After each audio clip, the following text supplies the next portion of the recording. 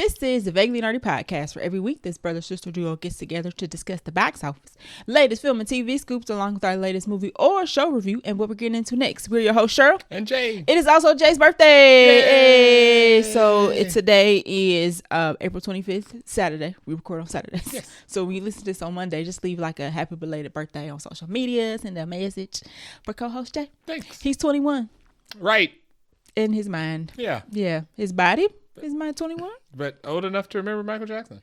Oh, yeah, that's true. Yeah. I mean, he is Michael Jackson, so like, he's got to be the one person like everybody know. Like, even if you don't like know like 5 songs, you know like half a song, Right. somewhere. Exactly. It's crazy. It's been a reference. Yeah, and we're gonna talk a lot about that because that is what we reviewed this week. Jay is on deck for trivia. What you got? All right. Michael Jackson trivia. There is not very much because everybody knows who Michael Jackson is. Mm-hmm. So this will be Michael Jackson adjacent trivia. Okay. Michael Jackson in the 26th Annual Grammy Awards received 12 nominations, the most nominations in a single night by an artist who is tied with another legendary artist. I know the answer to this. Who is this? It's one or the other. One of the 2 people in my head. Is it Beyonce? No. Jay-Z. No. What? Another legend. Older legend. Tina Turner? Black or white? Younger legend, the Tina Turner. Black. Younger legend, the Tina Turner. Yes. Not Beyonce or Jay-Z. Famous producer. Not musical Oh, Whitney artist. Houston. That's not the answer? Are you trying to gauge where I am on the I'm trying to spectrum? gauge where you are on the spectrum. Okay, out the same time. Mariah Carey? Produced for Mariah Carey. Oh, Babyface. Yes. I was getting there. I was like, I'm running out of people. I'm Singer not. and producer, Babyface. You said producer. That should have let me know. Yeah. Yeah, I mean, he's known for singing too, but he's more known for like making hits for everybody else. Literally. So, everybody else. Singer and producer Babyface also tied for the most nominations in a single night. Michael Jackson, both of them currently still hold that record. Beyonce is 11 nominations in a single night. Okay. Yeah, so, okay. She is tied with Kendrick Lamar and John Baptiste. Gotcha. I think she beat Jay-Z, who's probably, I think, behind all them now. Jay-Z is under 10 because 10. Lauryn Hill is tied with Kanye West and Eminem. Okay. Yeah. Okay. Yeah, Babyface, quick sidebar, went to Essen Fest last year, and Babyface was one of the singers, and he like sang all the songs he like wrote for everybody else. I was like, woo, child, hit after hit after hit after hit, decade after decade after decade. That's who we need. That's who has a biopic for. Yeah. Oh, yes. Putting that out in the atmosphere. Yeah. I don't know. Ryan Coogler. It'd be a cameo fest, though. I mean, that'd be good. Budget would be expensive as crap because you got to cast all the people. Does Babyface have drama? Sure. Yes, him and Anita Baker was squabbling when they was on tour. Not like physically squabbling. That's it? I think it was Anita Baker. It's probably Anita Baker. It sounds right. Okay. I don't know. It's R&B back in the day. They was all like, carrying on with each other and other people and all that jazz. That's very true. That's how the music was made. That's what made it good. They was like not fist fighting. They was like fighting with their words and behind the scenes and all that jazz. So, yeah. Okay, good trivia. Yeah. It wasn't bad. You said adjacent. I'm like, oh, great. Where are you about to go with this? Yeah. So, I mean, it's close. It's pretty close. Yeah. Pretty close. All right, so that is it for our trivia. Let's get into the rest of the episode. Welcome to the Vaguely Nerdy Podcast, your favorite podcast for movie and TV show news, trailers, and vaguely nerdy topics. Each week, we dive into the latest film release, talk about the plot, characters, our favorite scenes, and give our rating out of 5 Nicole Kidmans. Whether you're a casual moviegoer or a hardcore cinephile, we've got something for you. Reviews, news, hot takes, and a few surprises along the way. So grab your popcorn, open your favorite podcast app or YouTube, and let's roll the reel on this week's latest episode of the Vaguely Nerdy Podcast. So not a whole bunch this week. It was a little bit quiet, but that's okay because watch next week. It'd be like 15 things of news and 18 trailers. Yeah. There's a rumor that the Doomsday trailer is coming Sunday because Endgame's 2-year anniversary is Sunday, and I'm like, I don't think so, guys. On a Sunday, just a random Sunday. Endgame has an anniversary every year it comes out. Every year since it's been out. Right. So I think this is the 5-year. I don't know when Endgame came out. I mean, I know, but I can't remember. It's supposed to be like 5 years? It's supposed to be like a significant year anniversary, and they think that they're going to release Doomsday. It must be 2019? 6 years? 7 years. 7 years. That ain't significant. For what? People making stuff up. 7. Oh, 'cause 7's a lucky number. 7's a magic number. No, people just making. But that's for anything. I think people just want that trailer so bad they're making up things for Disney to be like. Sleep at night. Yeah, whatever. I was like, no, they like to release trailers when we at work so we can like disturb our day. They indicated nothing. Right. So not a ton of news, but we do have a new movie announcement. A couple cars in the trailer park, and a little bit of Buncha Crunch. So we'll start off at the top.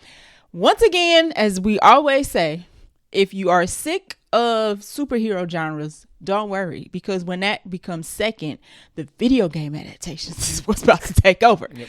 Speaking of another one, they are turning Battlefield, not Call of Duty, because I get them confused quite often because I don't play either one.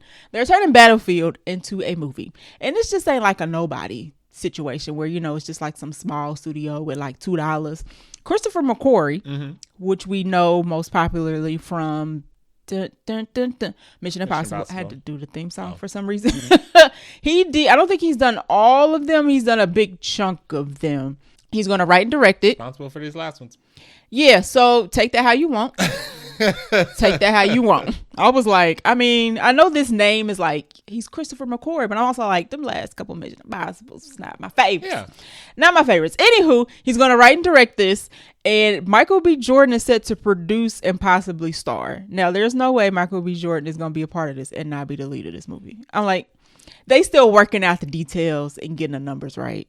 Because, you know, Michael B. Jordan now is Oscar-winning Michael B. Jordan. And now your numbers got to come up. So they're probably working out a number. So I'm going to say he's going to be the lead. He's also set to produce this as well. So I am not familiar with Battlefield. Is not my genre of video game. I know of it, though, because it's so freaking popular. It came out in 2022. I'm sorry, 2020. Nope. It came out in 2002. I'm getting my twos mixed up. Oh, you're talking about the game. The actual game. Yes. It was titled Battlefield 1942, and it's been coming out consistently over the last 2 decades. And I did not realize they now do the games in different time periods, including the future. So there's like a Battlefield in the future now. Yeah. I mean, because like, what else do you do with this type of game over 2 decades? Oh, you got to jazz it up, right? Yeah. And what else do you do besides put in different time periods? Yeah, we used to play this in college. Yeah, I mean, it's been around. Is there a difference between this and Call of Duty? When there used to be split screen. Oh. Is there a difference between this and Call of Duty? Like, for real? As somebody who's played both of these games casually, No.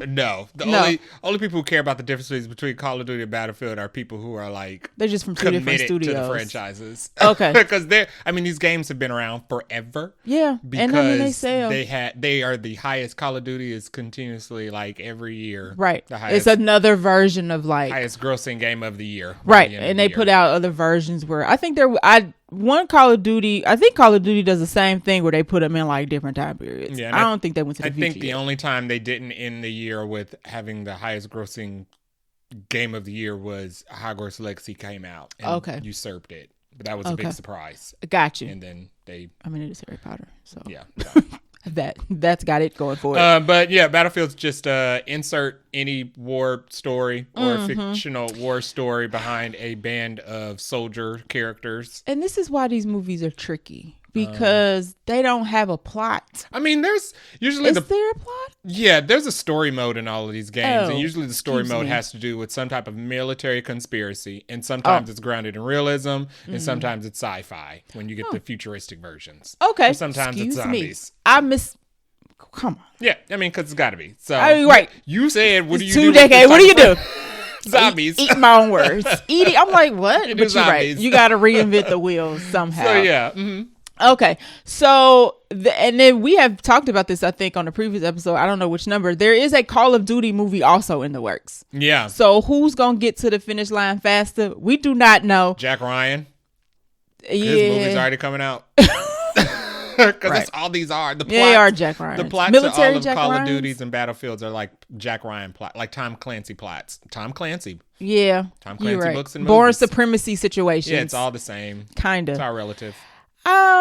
This is an interesting choice as well, especially when you know Call of Duty is doing the same thing. You're kind of like, guys, why do we need both of these? My takeaway was Michael B. Jordan also made Without Remorse, which is, it seems like he's playing the exact same character. That was a Tom Clancy movie. Yeah, and he's also, Miami Vice is different. Miami Vice is different. But it's cops. But there was a Battlefield hotline where you played as police officers. Oh, did you? Yeah, okay. So it's like close. Kind of 20 years. Right. Michael B. Jordan's film trajectory is going to be interesting to watch because, he's got his Oscar, which is great. He deserved it. Mm-hmm. But he is attaching himself to some big stuff. Yeah. He's got like 2 other bullet points on our agenda, by the way, for movies. So his agent ain't playing around. They striking while the iron's hot. And I don't think this is going to be a situation where an Oscar or a actress or actor wins an Oscar and you don't hear from them. Yeah. It actually only happens to the women, it seems like. You saw what happened to Mahershala? Right. Don't put all your eggs in the Marvel basket. So he's already done the superhero thing. He's done, he's already working with Ryan Coogler. That's his dude. So he got multiple of those. Now he got his Oscar. We got Battlefield, Miami Vice. There's some news now about, what is the movie? I forgot. I Am Legend. Mm-hmm. So it's going to be interesting. He about to get paid. Yeah. He about to do his he about to be like Will Smith, who was like at one point one of the highest paid actors in Hollywood. So yeah, good for him. Yeah, good for him. We need more of that. So I don't know if I'm interested in this movie. I mean, it'll just be a war shoot 'em up movie. So no, like thank you for answering it that should for be me. like Civil War, that third act, the whole movie though. I was gonna say, but okay. The You're whole right. movie should be like the third act of Civil War when they were doing a raid on the White House. Oh no! Why not? I like the best part of the movie. You think so? I mean, it was tense. I like the lead up to that. I mean, the movie had plenty of good parts, but you're right. That's what a Battlefield movie should be. That's what that game is. Yeah. But I mean, interesting. They may stray. I was gonna say they have their choice of plot, right? Because they don't have to follow one of the video games. They can make a new plot and just put Battlefield on it and to get people to come see it. Yeah. Anywho, there's currently a bidding war for this, so it's not attached to a studio yet. Amazon's gonna buy it. You don't think Netflix is gonna want to take it? Now Paramount is doing Call of Duty, so they probably not gonna try. Not for Christopher McQuarrie and Michael B. Jordan. They won't go to streaming. Not now. Well, Amazon puts stuff in theaters now, but Netflix doesn't. Oh, you're right. So no, Amazon would. I can see this under MGM. Yep. And he's already doing. Because what were the Mission Impossibles? Paramount or Universal? Paramount. Pretty sure it was Paramount. Maybe Paramount. They're doing Paramount Call of ain't Duty. got no money. They don't, and they already doing Call of Duty. Yeah, so it's definitely going to Amazon. It's probably you probably. And they got the budget. Disney not picking this up, or maybe Apple. Okay. It's definitely going to a streamer, which is crazy. It's going to a streamer. When I say I said big Hollywood studios and streamers, but the streamers are now studios. It's crazy. The only big studios now would just be Paramount. Disney? Acquire it. Yeah, just those two. Universal. Paramount and Sony. Right, because ain't no WB. God right. Dang it. So if it's not going to those two, it's a streamer.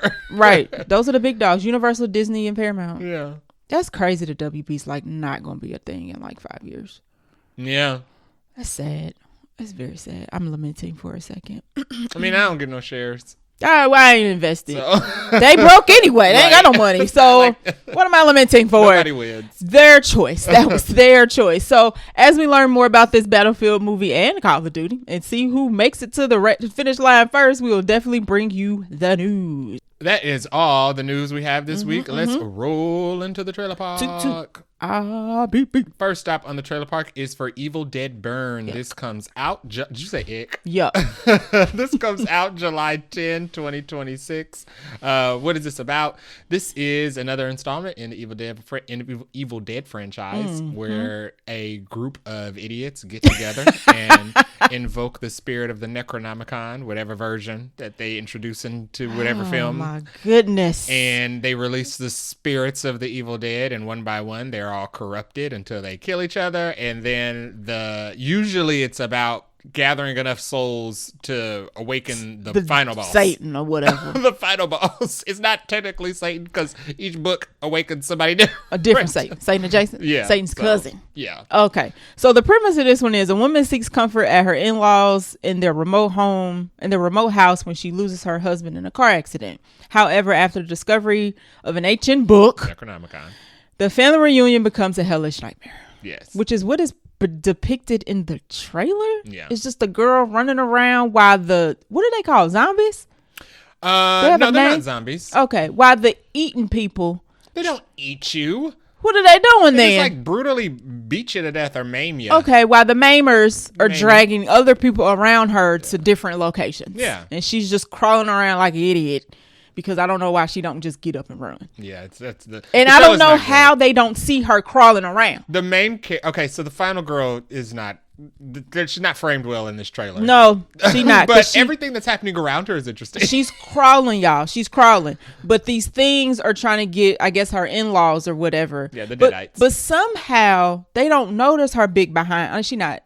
She's a human. Like, she's a full-size human. They don't notice her like crawling around. She just keep getting away. I'm not sure if this is supposed to be a scene in the movie. It's weird. Or if this shouldn't be a scene in the movie. Or this is just just weird. cut for the trailer. It is weird that she's avoiding all of this. And and they act like they don't see her. And they're close enough to her. They just like are bypassing she's her. like going underneath them and ducking and dodging. But what's interesting in the trailer is we just get to see her. It looks like she's the only person left. Her and two other people, a guy and a girl, the only people left that are just being thrown around the house by these deadites, which are possessed people that are floating around the house, moaning and groaning and causing shenanigans and hijinks in this very dusty home. It look like a shack. Yeah. So for sure. This is going to be produced by Sam Raimi, who produces basically all of them. He incepted the Evil Dead franchise. New director, Sebastian Vanecek. And a bunch of fresh faces, at least to the American cinema. These are mostly foreign actors and actresses. Ingenues, which works. Okay. Yeah. Yeah, for this, because they most down. gonna die, right? Everybody in this is gonna die. Except for maybe one person. Okay. Maybe. Typically, there's at least one survivor. Got you. To die later, right? Maybe. Okay. Yeah. Now, there is also Evil Dead Wrath, which comes out in 2028. Yes. But we don't have many details about that, I don't think. No. So I think they're planning something. There's 3 Necronomicons in the universe. Okay. They just had Rise. This is Burn. And now they're doing Wrath. And Evil Deads didn't used to have subtitles. They were just numbers. Like Evil Dead 1. Well, I mean, Army of the Dead was 1. But they mostly were just numbers. So I think they're trying to build up to something big. Interesting. So Francis Jaluppi is doing Evil Dead Wrath. Yeah. So they're going with he's an American. Yeah. Okay. Interesting. So we're going French horror. Yeah, Jay will check this out and let y'all know. Because god darn well I ain't watching this. They're good. I almost didn't watch the trailer. I was like, I'm not watching it. They're fun. But the trailer's not scary. But I know what's happening. I know. And once again, I can't believe you like The Mummy. Somebody shared the freaking Evil Dead Rise opening scene, and I was like, why do y'all keep sharing this junk? Evil Dead Rise opening scene is great. Stop. It's great when she floats out the water and the title card comes behind her. That's amazing. Every week somebody shares it. I'm like, we got it. It's we good got stuff. We got it. Good intro. Point established. Next stop on the trailer park is for Practical Magic 2. This comes out September 2026. No date finalized within the month, though. For some reason. So it could move. It could. Who's this going to star? This is going to star Sandra Bullock and Nicole Kidman, reprising their roles from the original movie that came out 25 years ago. This is set 25 years after the events of the first film. The story follows the Owens family as they face a new crisis when a discovery regarding the family's history and the origins of their magic comes to light. So it looks like Lee Pace. I think Lee Pace is evil. Yeah, he's clearly a villain. He's just framed to look like, he's like a handsome guy who comes out of nowhere, and there seems to be he's trying to help them, or I don't know, but he knows that they're witches. Right. Yeah. His character don't have no name on the cast list, and I'm like, Satan. Yeah. So the last guy in the movie was the bat villain. Oh, right. Who they had to kill. So. Right. So this one focuses, seems like, on the daughters finding some secret about their mom's witchcraft and witchery. Yeah. And I think Lee Pace is Satan. Yeah, definitely. Or some sort of like cult leader, who knows? Yeah. But we don't really get too much plot in this trailer. Something sinister is afoot, though. It looks like there are other witches outside of just the Owens. So. Yes. Yeah. I will admit I have not seen the first one. I've seen half of the first one. But this one looks interesting. Yeah. I would watch the first one so I can watch this one. Yeah. I watched The Craft. Okay. I watched The Craft like over and over again, but I never watched Practical Magic. True. And I don't know why. Practical Magic kind of passed me by for some reason. But I definitely have seen The Craft. Yeah, it did. It was also 20 You know years what? ago. I was very young when Practical Magic came out, and I did not know it was about actual witches. Yeah, I knew that part. Yeah, I didn't know that. Yeah. I thought that was just like a clever naming of it. Interesting. I thought it was about two lesbians. because of the cover Back art in of the movie. 1998? Yeah, because of the cover art of the movie. And they were naked. Well, Hollywood would have allowed that. And they just had all skin. I don't know. So I was kind of like, oh, this movie isn't for me because I'm a kid. What's funny is the first Practical Magic had a budget of $75 million. Mm-hmm. Box office of $68.3 million. Okay. So the fact that they are doing a sequel to this is very interesting. Wait, box office of what?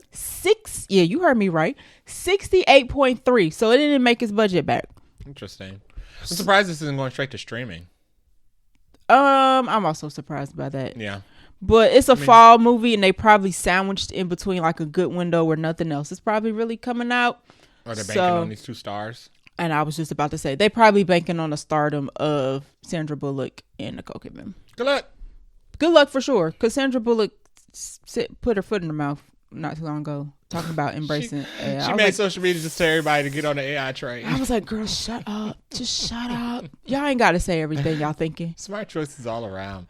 Next stop on the trailer park is for Clayface. This is a movie coming out from the DC universe. Correct. It is part of the DC. Confirmed. So it's no longer Elseworlds because it was Elseworlds. You know they flip-flop. Okay. Today it's part of DC. When they were like, this is part of DC, I was like, so it's weird. Today. Okay. So it's no longer Elseworlds. Since the trailer came out. This is the story of Clayface. This comes out October 23rd, 2026. Good date. Is right in time for spooky season, which is also when The Mummy comes out. No, that's next year. Yes. This is next year. Okay, so this is your spooky season movie. Yes. Mm-hmm. What is this about? Clayface is a body horror story. Think about Cronenberg. About Matt Hagen, who is a fictitious character, an actor up and coming, whose face is disfigured by a gangster. Okay. Looks like he cuts his face off in an alleyway. That's different. Sometimes it's acid thrown in his face. Oh, okay.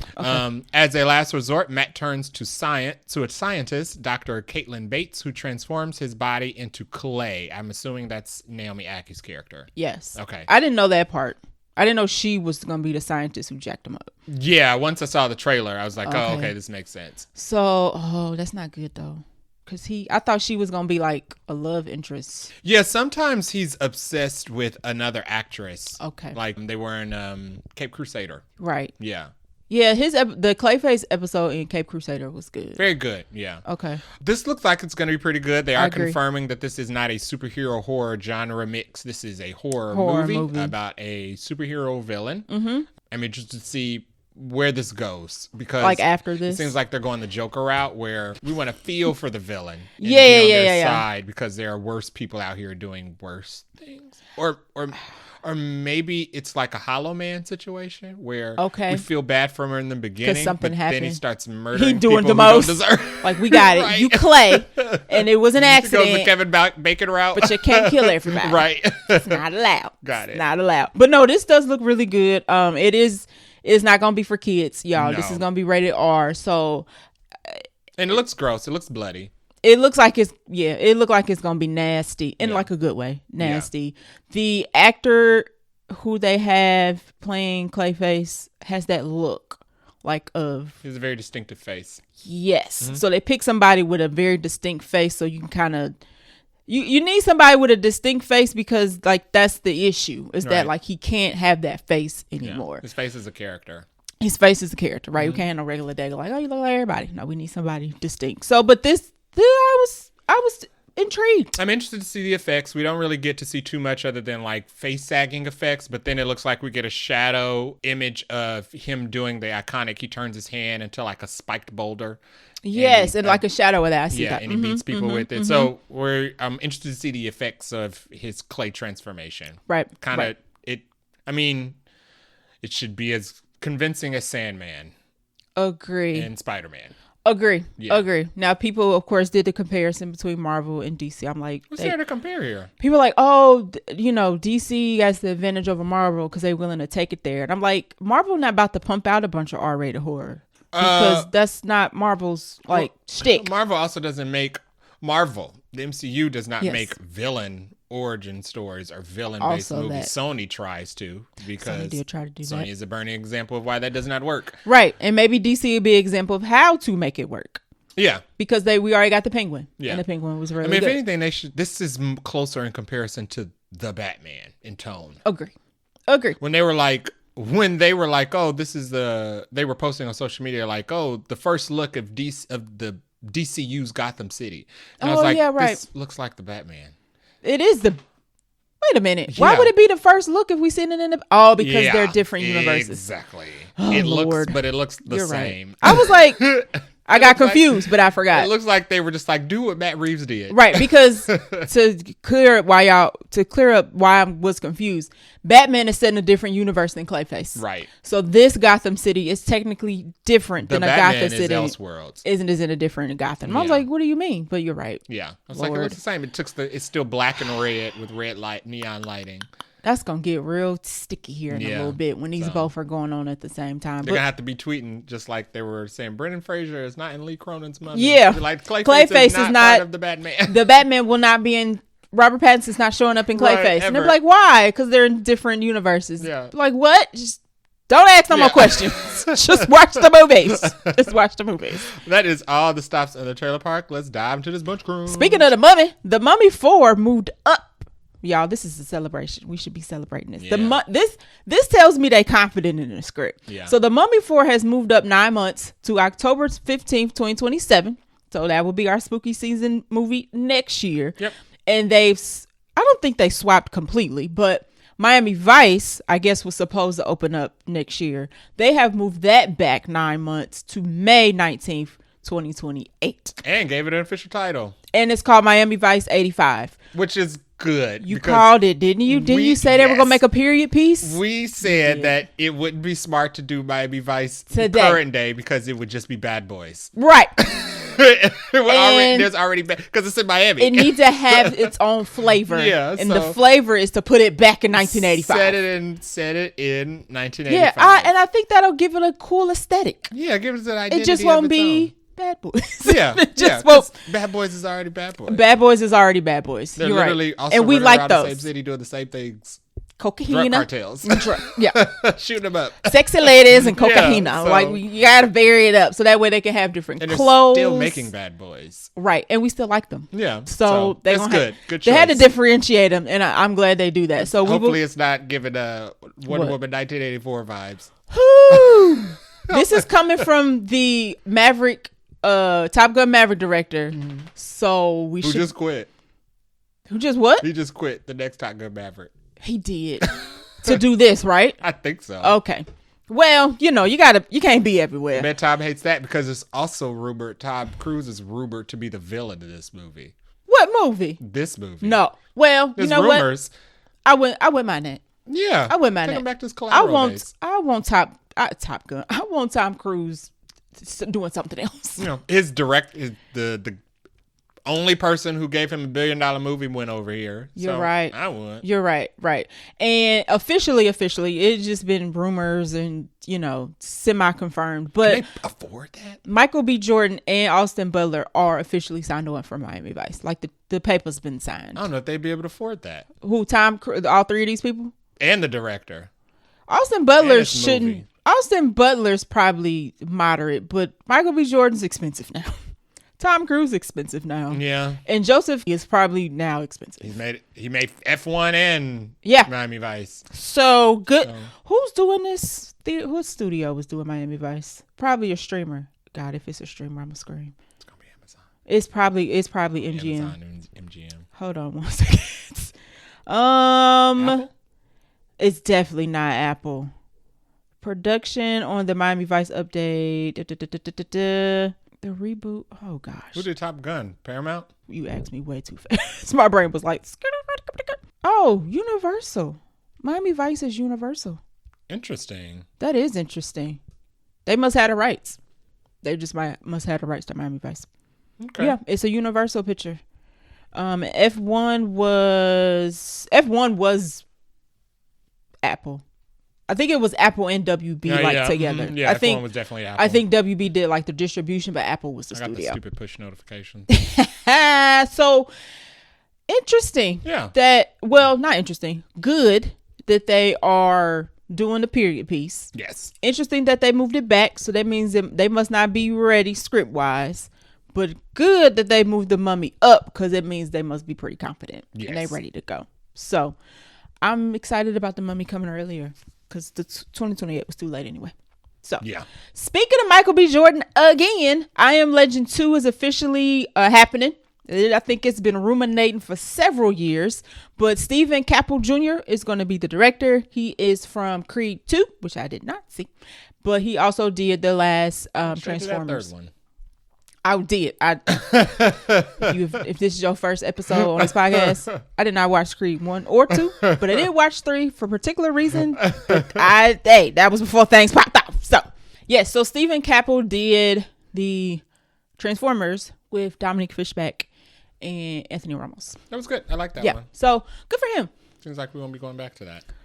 No, there was some rumoring, or somebody had mentioned Transformers at CinemaCon. I think they're doing another live action one, but it's going to be standalone. I think they're going to reboot the universe again. Just let it be quiet for like a decade. They keep rebooting Transformers, man. They're trying to recapture that Michael Bay situation. And they all look the same. Like, and it's not, and they all look the same. It's not like, just stick with the animated ones, because that one. No, yeah. Now, Rise of the Beast was cool, but people didn't go see it. Yeah, that's the one. And then the animated one with Chris Hemsworth. Great. Also very good, and people didn't go see it. People just burn out by Transformers by those. And now they're trying to do the Transformers G.I. Joe situation. Are they?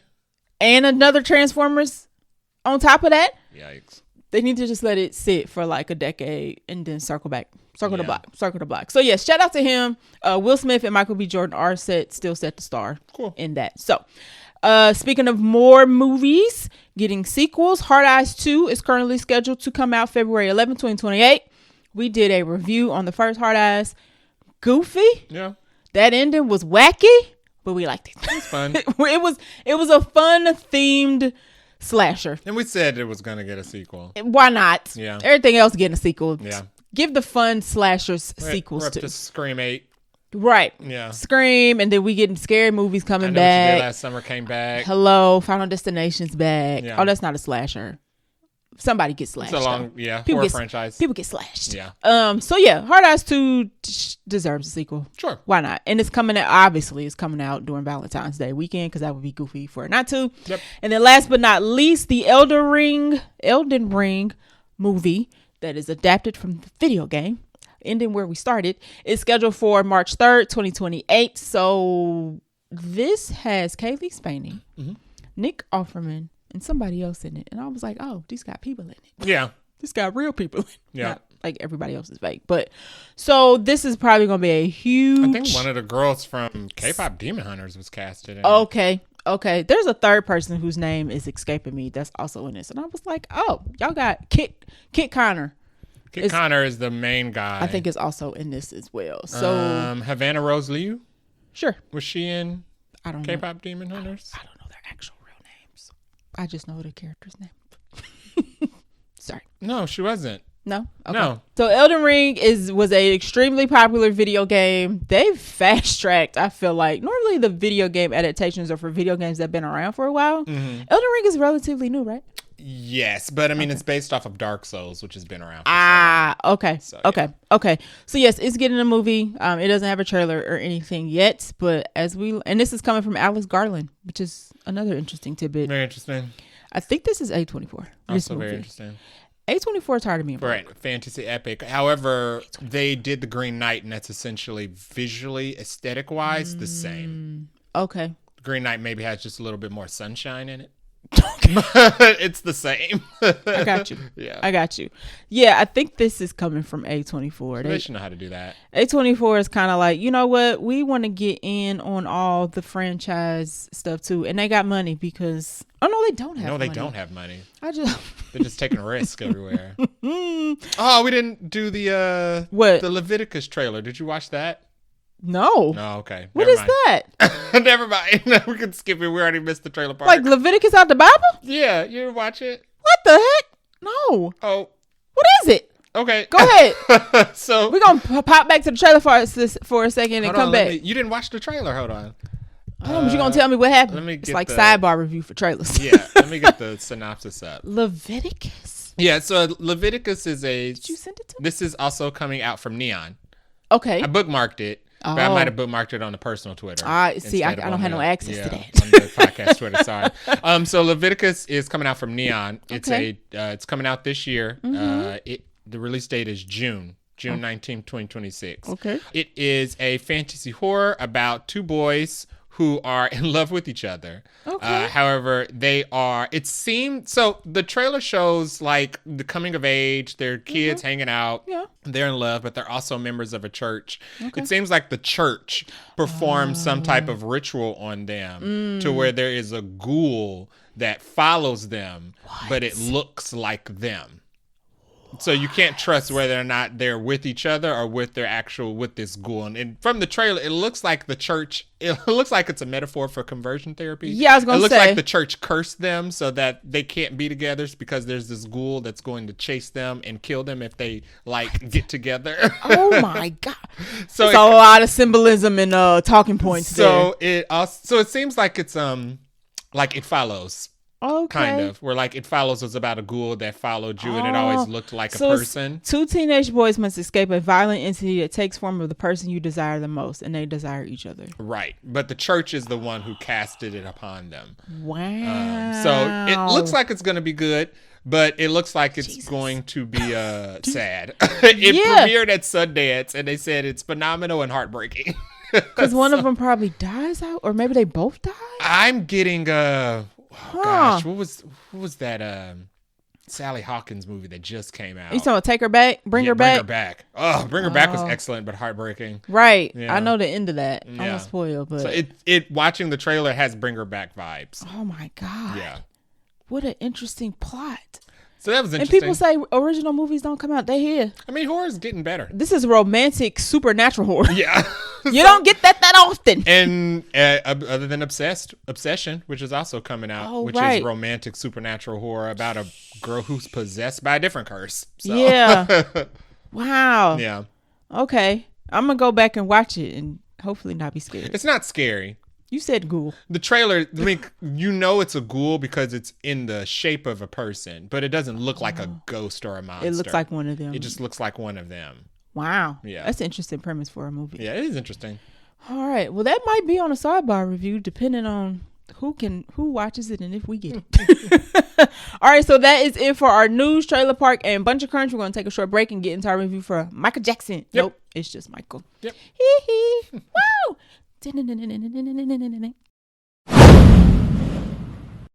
This week we watched Michael, which was released April 24th, 2026. It was directed by Antoine Fuqua. Mm-hmm. If you do not know who that is. King Kong. Yeah. I was about to be like, what? How would you not know? No. I guess is what I was trying to get at. But he's also directed outside of Training Day, Tears of the Sun, which was with Bruce Willis, The Olympus Has Fallen, with Gerard Butler and Morgan Freeman. And then he has directed all of the Equalizer movies. So 1, 2, and 3. Now we saw him at Comic-Con.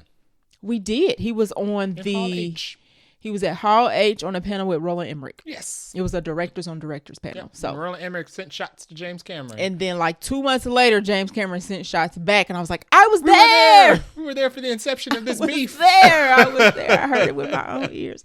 Yeah, that was a really cool panel. Watched this beef start. We did. So I have pictures of Anton Fuqua on my phone. Me too. Because we was at the panel. So he's a prolific director, not new to this. Cast and characters of Michael include, well, not really characters. Oh, he also shot videos for Prince, and he talked about it. Yep, Prince. Funny, so Stevie he shot Wonder, Prince videos and the Michael movie. Right. I mean, he ain't nothing to play with. Yeah. Okay. And what else I was about to say? Yeah, he's done quite a few music videos. Yeah. And like commercials and all that jazz. He's like produced a bunch of quite a few documentaries about Muhammad Ali. Yeah. So yes, Antoine Fuqua is not new to this. So the characters in this Michael movie are obviously Michael Jackson, played by Jafar Jackson, who is whose kid? I meant to look that up. I think Jermaine's.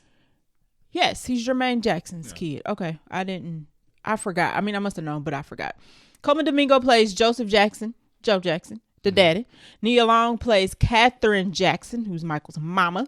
Miles Teller plays John Branca, who was Michael Jackson's lawyer and he currently co-leads his estate, if I'm not mistaken. Yes, he's the co-executor of Michael Jackson's estate still to this day. We also have an actor who's not linked on here, but I thought he did pretty good.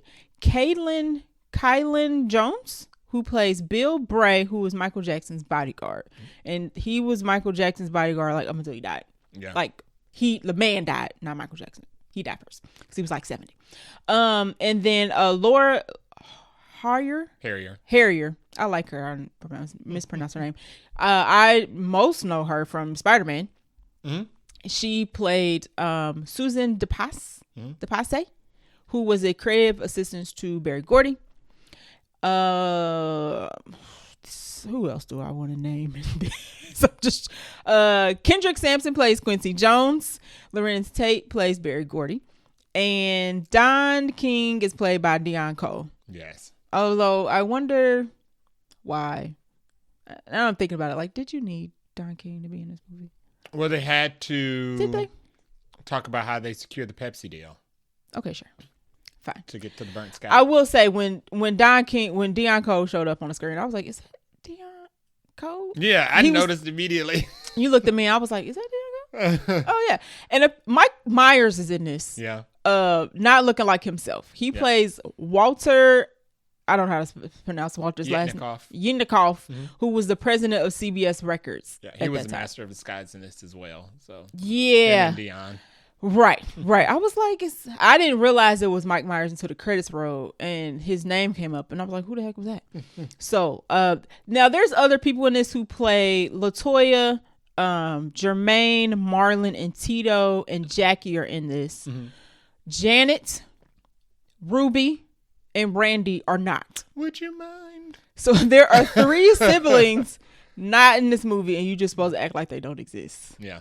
Which is interesting. Yeah. And then I guess I will also mention that Kat Graham was cast as Diana Ross, and all her scenes got cut. Mm-hmm. So that is the cast of characters that were at some point in this movie. Runtime is 2 hours and 7 minutes. Kind of feels like it. It's a lengthy one. You need a large popcorn for this.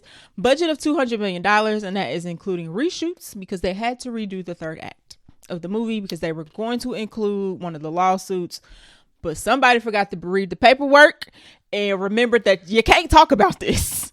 So I just don't know how that doesn't.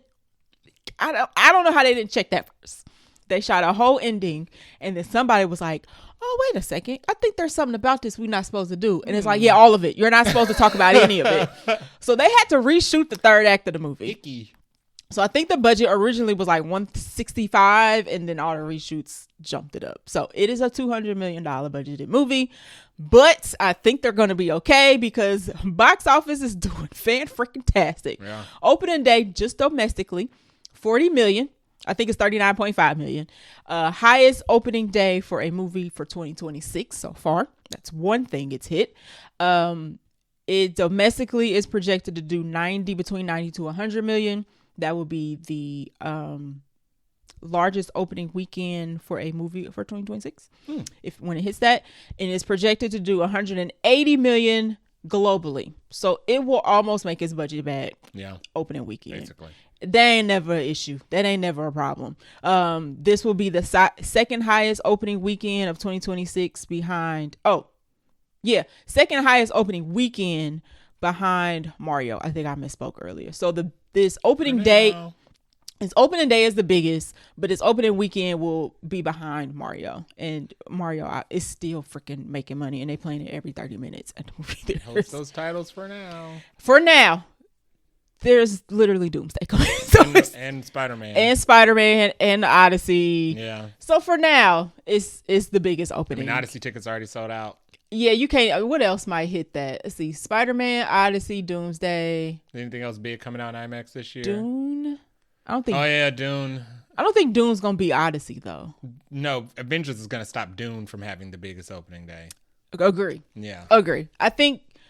You know what? Even without Avengers, I think Odyssey might do better than Doom. This is a side conversation, but I don't know. We'll see. But right now, Michael's doing numbers because it's April. But this is the highest opening all time for a musical biopic. We ain't got no more of them coming out this year. So no, we don't. that is pretty freaking good. I think it beat Bohemian Rhapsody by a very large margin. So it's not even like close. And I think the next biggest biopics coming out will be those 4 Beatles movies, which is like the dumbest thing you could ever do. Lord. It's just so dumb. I don't know if they coming out once a year, once every quarter, once a month. Won't it be embarrassing when whichever brother's movie makes the lead? Yes. Ringo. Yeah. Or they all equally make nothing.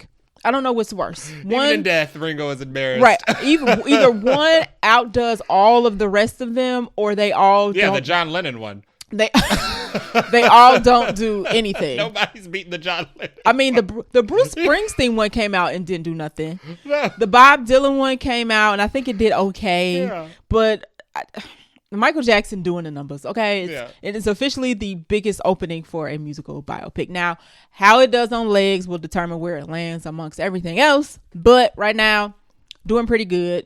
And they are on track to at least make their budget back, or most of their budget back opening weekend. Cool. Cinema score is A-. The cinema score for previews was A-. So for some reason, for this movie, it got 2 cinema scores. They did the cinema scores for the previews and the cinema scores for the actual opening. They don't do that very often. Luckily, they both were the same. If one would have been higher than the other, it would have been a little weird. I don't know why they did that. And then they had to release a statement to clarify. Like, we don't typically do cinema this. Score was like, right. So why? We got an extra check under the table to do cinema scores for the previews. For the previews. It was weird. But a cinema score is the official rating for this movie. Rotten Tomato scores, a little bit of discourse behind this. So the critics don't like it. Sitting at a 38%, which is low. I mean, 30s is pretty bad. I think it started like 27. Which was even worse. So critics don't like it.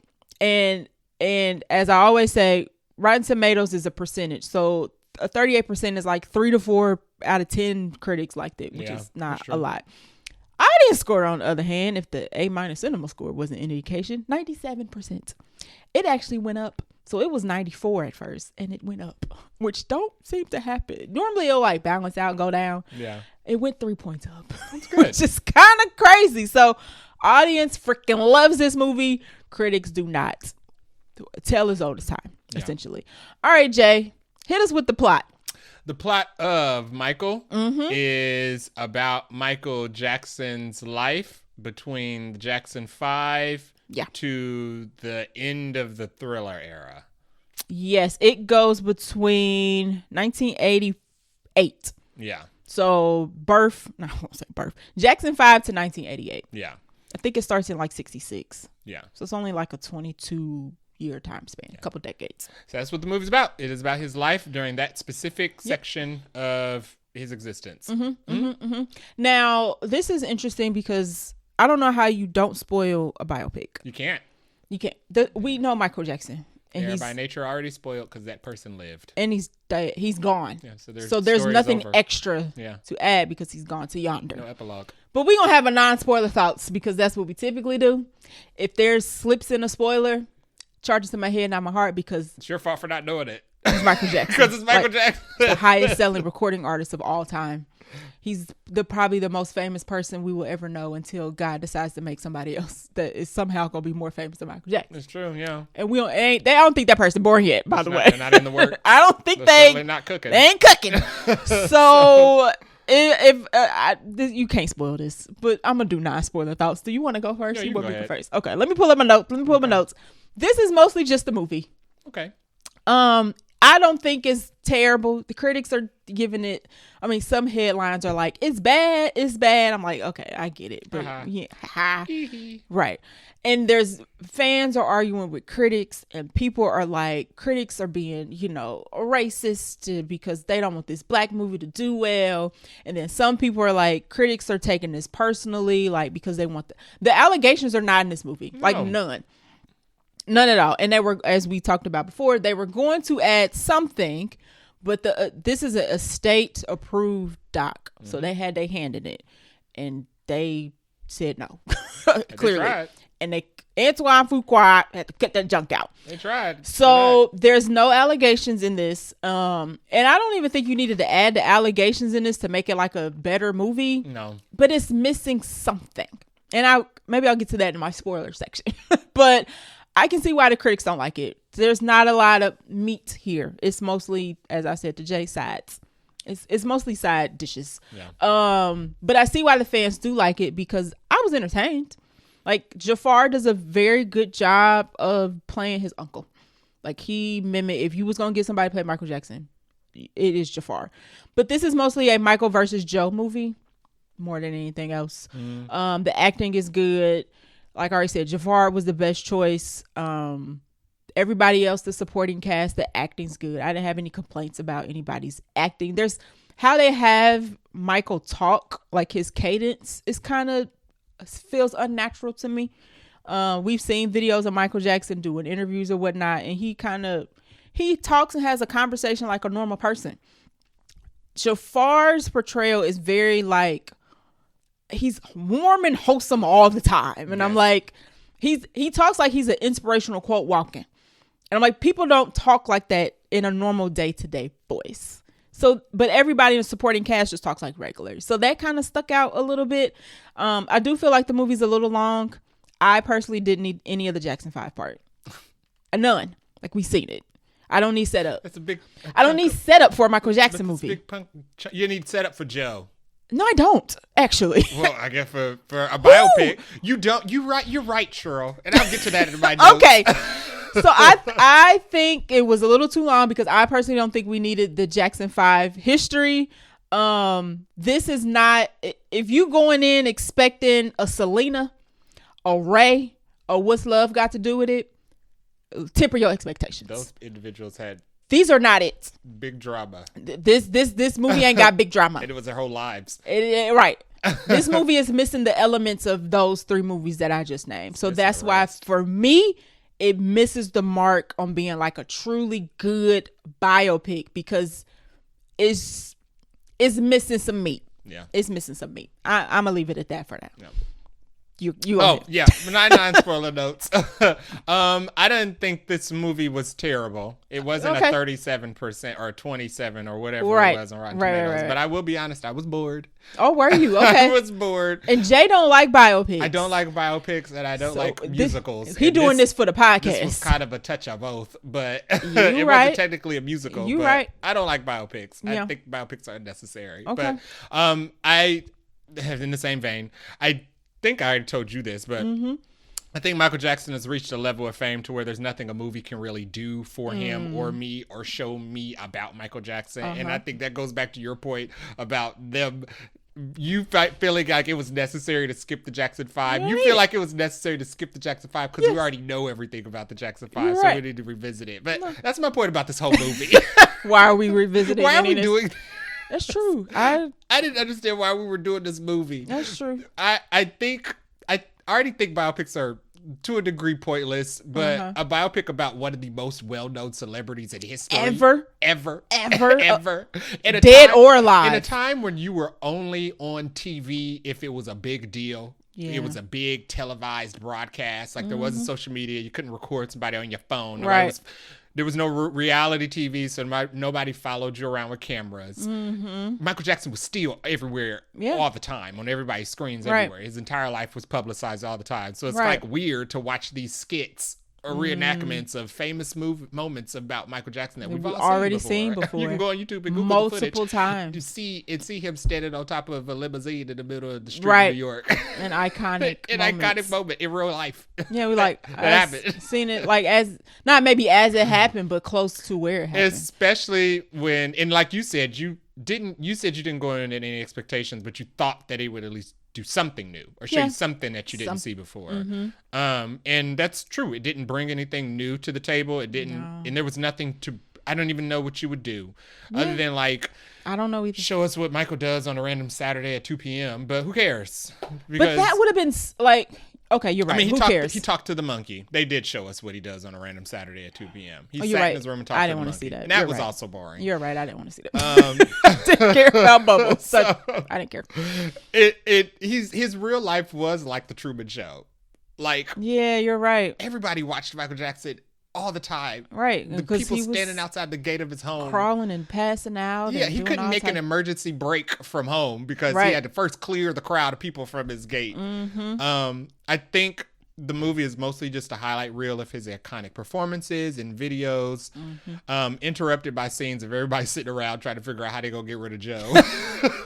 Like I said, it's a Michael versus Joe movie. It's Michael versus Joe the whole movie. Outside of and Michael telling people can you get rid of Joe for me? Outside of them reenacting him shooting a video or reenacting him writing a song that we've already seen, because Michael was good at documenting his own life as well in his own movies. It was mostly just all the scenes outside of him making music was scenes about everybody trying to figure out what they're going to do about the Joe problem. Move around Joe. Get rid of Joe. How they gonna cry about Joe? Not look at Joe. Not look at Joe. Go the other way when Joe come in. That was all of the tension in the movie was just Joe. And I mean, it only works because Coleman Domingo is right. You're right. It doesn't work. It wasn't, but enough. It's only tolerable because Coleman Domingo's a good actor. And it puts you in a weird position because you can't watch the movie thinking all the times when Joe is like being antagonistic. You can't sit there and be like, well, I wish Michael would just speak up. And no, he never does. Right. Michael lives and dies and never speaks up to Joe. He fires Joe through intermediaries. Yep. Joe was a ghoul that haunted that family until that man died. He sure was. So nobody and then they weren't even honest about it. No, they all used schemes to finally finagle Joe out of their lives. And right. They stopped talking to Joe. But nobody ever stood up to Joe. No. So it's weird because you watch these movies about Joe being this villain and you know he's never going to overcome Joe. There's a scene where Barry Gordon seemed like he about to buck at Joe. And I'm like, did this really happen? Because nobody got rid of Joe. No, because Joe was around for so long. There'd be like a scene where Joe would tell Michael, "You gonna do this?" And Michael would be like, "No, I don't. I don't want to." And then the next scene be Michael doing it. Yeah, you are gonna do it. Frick. You did everything Joe asked you to, and it's sad because that man traumatized them. Right. And he was awful, but it's weird because it's like we know these things. Yeah, we already know. So why are we watching this be redepicted? Agree. And the movie does also play into the fact that you know what's going to happen when it's going to happen. When he's writing the songs, you know what song he's writing. The movie knows that you know it because it's so iconic. Right. It's too iconic. When he's putting the Thriller album together and they're doing the sequence of him trying to decide the title track, you know what the title track is going to be because it's iconic. Right. Like who didn't know that? Yeah. When you see the red jacket come out, you're like, oh, he's about to do Beat It. Yeah. And the movie knows that. So it kind of like does it on purpose. There's even a scene where he's doing a dance rehearsal and he's like, okay, wait a second. I'm thinking of something. And then he does the iconic move. I was like, oh, I know that's what he's about to do. He's gonna do it because that's the iconic move. My final notes, because I was explaining it to somebody else who is not is a fan of Michael Jackson, but not a huge fan, but they are a fan of Beyonce. Okay. So I was trying to compare it to like making a documentary about their favorite artist. And I was like, to compare, this would be like them making a Beyonce movie, only covering girls' time through crazy and love eras, never mentioning Solange, and then only doing the musical performances only doing the musical performances and everybody talking about how they hate Matthew and wish he'd go away. We know what happens. And we know what happens. Matthew does go away. But then the movie continues. Right. And you're like, where's Solange at? Right.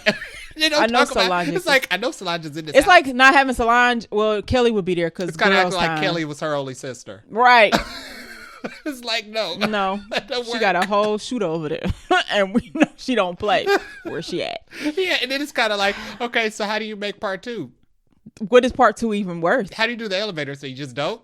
Right. You can't skip you that. You can't skip it. You couldn't skip that. So you see how it's weird when you when you can't doing this, do everything. You just shouldn't do it. Right. But the estate. You have to cut out so much stuff that actually adds drama to this story. The drama is as people having discourse about, the ratings and stuff. It only being Joe as the antagonist and the only driving force of tension through this entire movie was not enough. No, for this. I agree. That's all my non-spoiler notes. I agree. Yeah. So, this is so goofy to say. We're going to get in spoilers. If you don't want to know how this movie ends. Don't read the wiki. Don't read the wiki. 3, 2, 1. Yeah. So, this movie is supposed to be a 2-parter, but they have not started the second part. So this movie ends. Nobody's been paid. Oh wait, we have a whole ending section. So let me not start backwards. This is weird to do. So let's just start off with Michael. Okay. who was played by Jafar Jackson. Yes. He does an excellent job emulating his uncle. He does. Now that I've sat on this for 12 hours, I question his acting, though. And not because I don't think he can act, but he's just acting like his uncle. It seems like he did a very good job studying Michael Jackson, and he was very good at portraying Michael Jackson. There's so many people are good at Chris Tucker is good at portraying Michael Jackson. But the issue that I have, this movie doesn't have, like, when I mentioned Selena and Ray and what's love got to do with it, like, let's take Ray for example. Ray had to contend with being blind. Right, and he faced a lot of obstacles, not just being blind, but also being black. It's true. Right? Yeah. And he also had a woman problem, and he also had a drug problem. Yes. So we were able to see Jamie Foxx act as a blind man trying to. Jamie Foxx had problems, and not right. Jamie He Foxx. was Ray Charles had problems. He was trying to beat all those obstacles, get all over those hurdles, being happy, frustrated, mad, defeated, triumph, all that. We don't get that from Michael in this. No, Michael. He's always like had success. Yeah, and his challenge was just Joe. Yes. Like there was one scene where they tried to do where they go to the CBS records and they're like, "Hey, I want our stuff played on he has his lawyer say, "I want the video played on MTV." And MTV, I guess back in the day, wasn't playing black artists. But like we know that they played through like it was a whole event. Yeah, we remember but that. They didn't get into the weeds of like, well, how did Michael kind of like feel about, he says like, you know, I play music for black and white people, you know, I'm proud to be black or whatever, but it felt very surface level. Like we knew that. He said that in interviews all the time. That's right. why he made black or white. Right. And like, you know, his whole skin condition, like didn't help with that. And the nose jobs also didn't help with that or whatever. But we didn't get to see real struggle. That's what it's missing. The movie's missing real struggle that I know for a fact that Michael had to go through, because no artist is the greatest artist of all time and don't go through no struggle. It's missing the new stuff. There's nothing new in this movie. The real struggle. Yeah, we didn't really see him struggle in real life. Right. And because he was they so don't want sheltered. So a biopic was supposed to fill that gap and add that drama. And the estate seemed like they didn't want us to see that. We knew of the Ike and Tina, for example. Right. We knew what was happening with Ike and Tina. I mean, not me. I wasn't alive. But people could tell what was happening. We eventually found out. Right. But they didn't know they didn't know everything. How bad it was. The movie opened up the door to showing how bad it was. Right. And then it was a national movement against Ike at that time. Right. And it's interesting because Tina was involved in that. Yeah. So Tina was like, yeah, we gonna show it all. Because people didn't know. Right. There was nothing we didn't know. It's just weird how. And if there is, we walked out still not knowing it. Right. Like I just know that he did not live these 20 years and didn't face no like true adversity. Cheryl knows that there are still skeletons in that closet. And then and I'm not even talking about I'm not talking about allegations of sexual abuse with kids. Literally anything. He got to a fist fight. He pissed somebody off so bad they shot his house up. Like something. And James was strung out on the floor. Hello? Like James Brown got, like all the greats have issues. And some of them got some real bad issues that we don't talk about these issues. Something. I know something exists, and it would have been nice to have seen Michael, like what it was like for him to go through that. And at the end of it, he got Thriller. And we'd be like, God dang it. Let me go listen to Thriller, because now I know some extra that I didn't know before. Yeah. No, that is missing. So the reason why, let me get back to Jafar. The reason why I question Jafar's acting, because we didn't get to see nothing outside of like surface level Michael Jackson. We didn't get a moment. We didn't get a moment. A moment. Yeah. Like he had times where he went to, Michael didn't have no friends. So he went to the toy store, bought a bunch of toys, was signing autographs. And he came back home and wanted to play Twister with his brothers. And his brothers was like, all his brothers are older. They're like, no, they didn't, somehow they still at home, but they got wives and girlfriends and all that. Yeah. And, he looked sad, but they didn't like dwell on the loneliness. He immediately went to go play with the monkey. Right. Like, and he seemed to be fine. Let's see him contend with this a little bit more. Until Joe.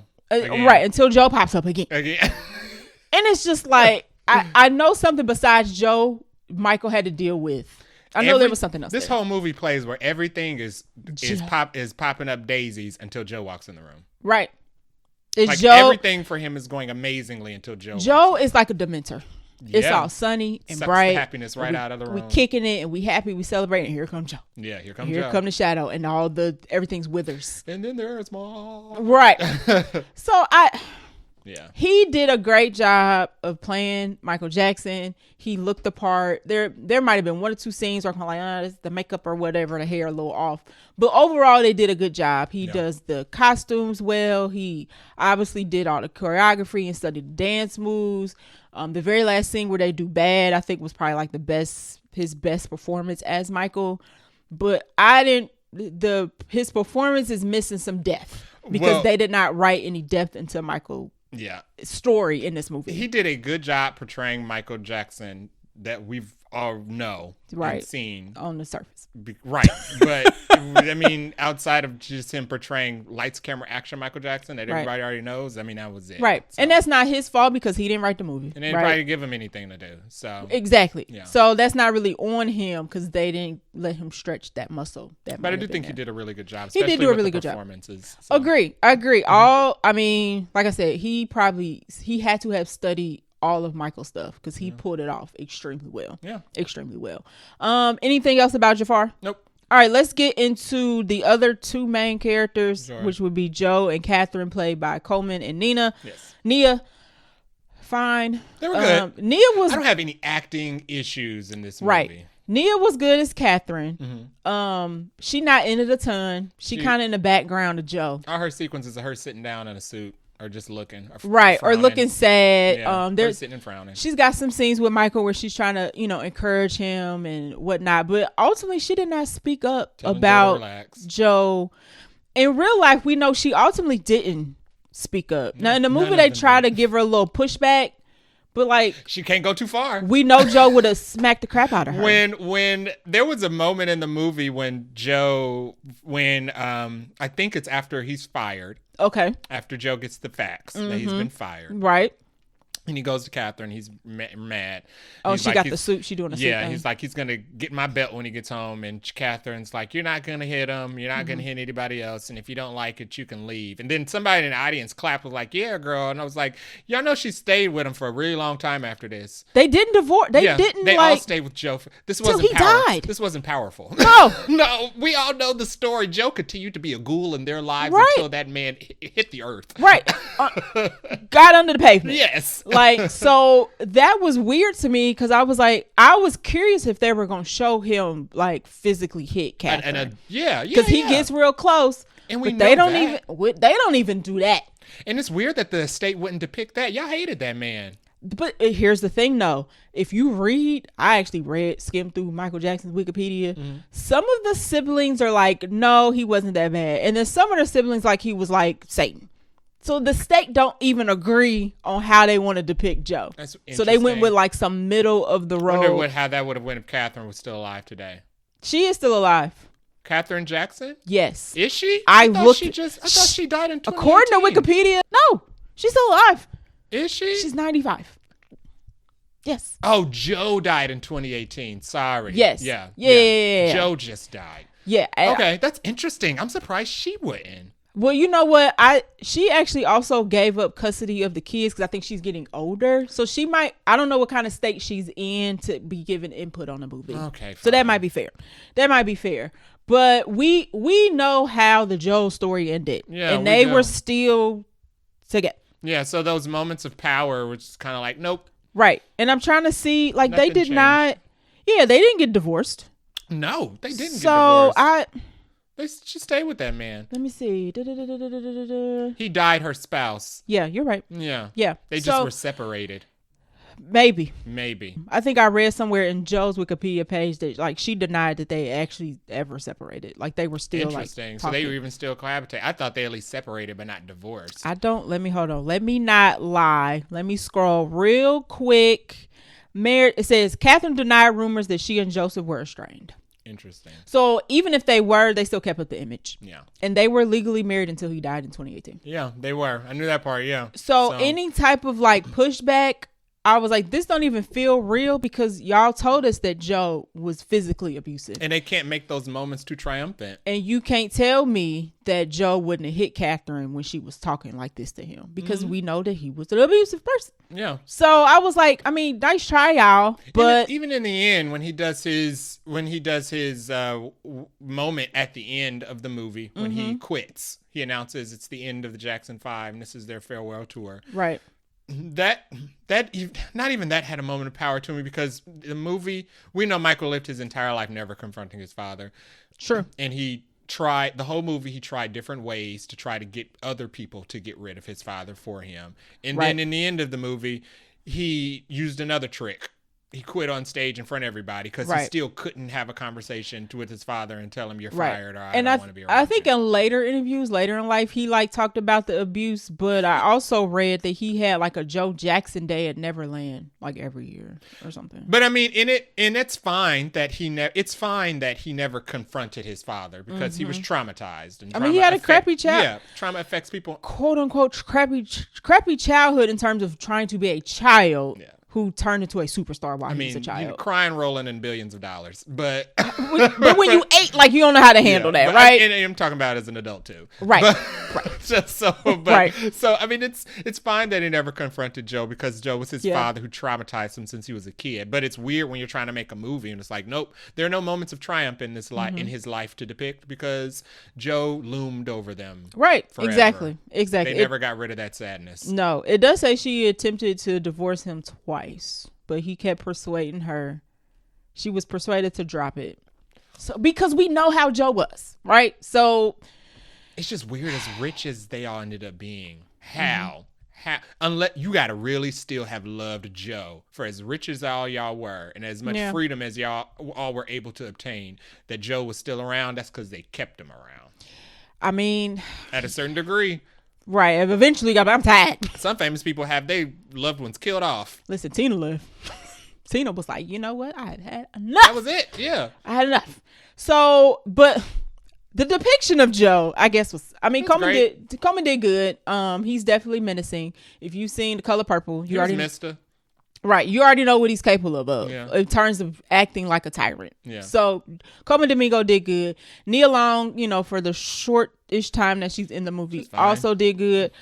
I felt like they could have, she does good in a role, but I feel like to look the part, I feel like somebody else might have been better because they try to make, Nia Long is a beautiful black woman, right? And they try to make her look like Katherine Jackson. And I'm like, I'm not buying it. Yeah. Not buying it completely because I know what Nia Long looks like. Yeah.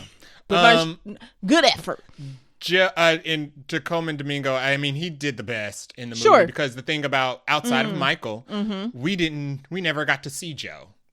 Like, we didn't see Joe do any of the heinous things in person. It wasn't outside recorded. Of the whipping, yeah. It wasn't never televised or recorded outside of autobiographies and them telling us about Joe. You're saying we seeing it. Yeah, we've never seen Joe depicted before. I got you. Because it was so long ago. And by the time Mike became an adult, you just stopped seeing Joe. Right. And I mean, he's been depicted in like other things, but like kind of how we've seen Michael's interviews and stuff, like there's not the equivalent of what Joe did. So Joe's depiction in this movie was the one new fresh thing that this movie brought, because all of the Michael stuff we've seen already, because we've seen it in live with Michael or in reality with Michael, and Joe was never in the spotlight for the public. He was big as their manager, but Joe was never on stage. There wasn't a reality show following Joe. I got you. So okay, yeah. So acting wise, good, but there are some issues with how they were written, which is weird because they're like real people. You're just like, just check the sources. Anybody else want to mention? So a couple other people I will mention. 1 second, let me get the cast list. So Miles Teller as John Branca. He was good. He's not in it a lot, but he has a good scene where, and I'm hoping it happened like this because I thought the scene was actually kind of cool. When Michael goes to find a lawyer to go fire. He wants a new lawyer. He wants his own lawyer, period. Because he's trying to outside of the Jacksons. He wants somebody to fire his dad. That's when John steps in. So Miles Teller did good as him. I like the actor who played Bill Bray, who was Michael's bodyguard.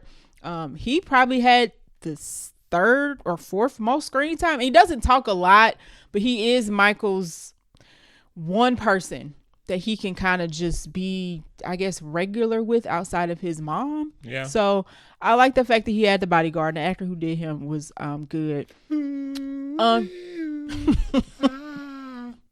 What is that from? It's bodyguard. Oh, It opens. wow. I mean, that could have been somebody's biopic. That would have been good too. I mean, think about it. Bodyguard could be like a biopic of somebody. Yeah. And then I'm not even gonna mention the people who played the brother and the sisters because they super background. Yeah. Like somebody says their names, and I actually didn't know who was who. Yeah. The whole movie. They had to show us him hanging out with LaToya a lot because Janet wasn't there. And I'm like, it's like y'all didn't hang out that often. Janet in the back. Janet in the back. Is she upstairs coloring? I don't believe Michael and LaToya playing like with that. bubbles. And then honestly, Quincy Jones and Barry Gordy are not in this enough to even really mention. No. So Lorenz Tate has a scene and it's cool, and Quincy Jones has a scene and a half and it's cool. But honestly, y'all, maybe 5 minutes each together. I had more time for Joe. It all went to Joe. Yeah.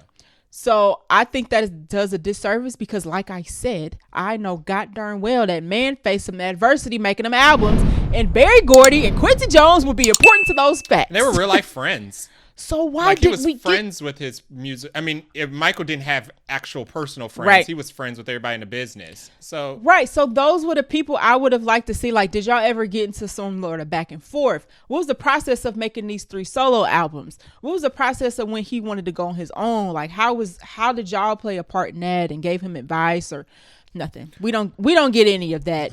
And last, I'll mention Dion Cole plays Don King. Don King was integral to the Pepsi commercial where Michael Jackson's hair caught on fire. Well, he is the one who struck a deal with Joe because Joe wanted the Jackson 5 to go on tour again. It ended up turning to, I didn't realize that tour was basically Michael Jackson with his brothers as background singers.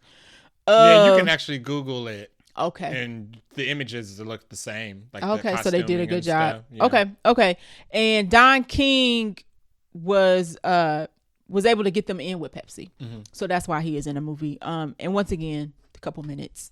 Nothing bad, but it's also like there's nothing really to talk about because it was only a couple minutes. Right. Is there anybody else I'm mentioning that's worth talking about? No, but to your point about them cutting people out or not including personal things about him, the producer Graham King, who also is nominated for Academy Awards because he also produced Bohemian Rhapsody and The Departed. So he knows something about biopics then. Yeah, he said he interviewed like over 100 people, interviewed hundreds of people, who knew Jackson personally in preparation for this film. And this is still all they got. That's crazy. Yeah.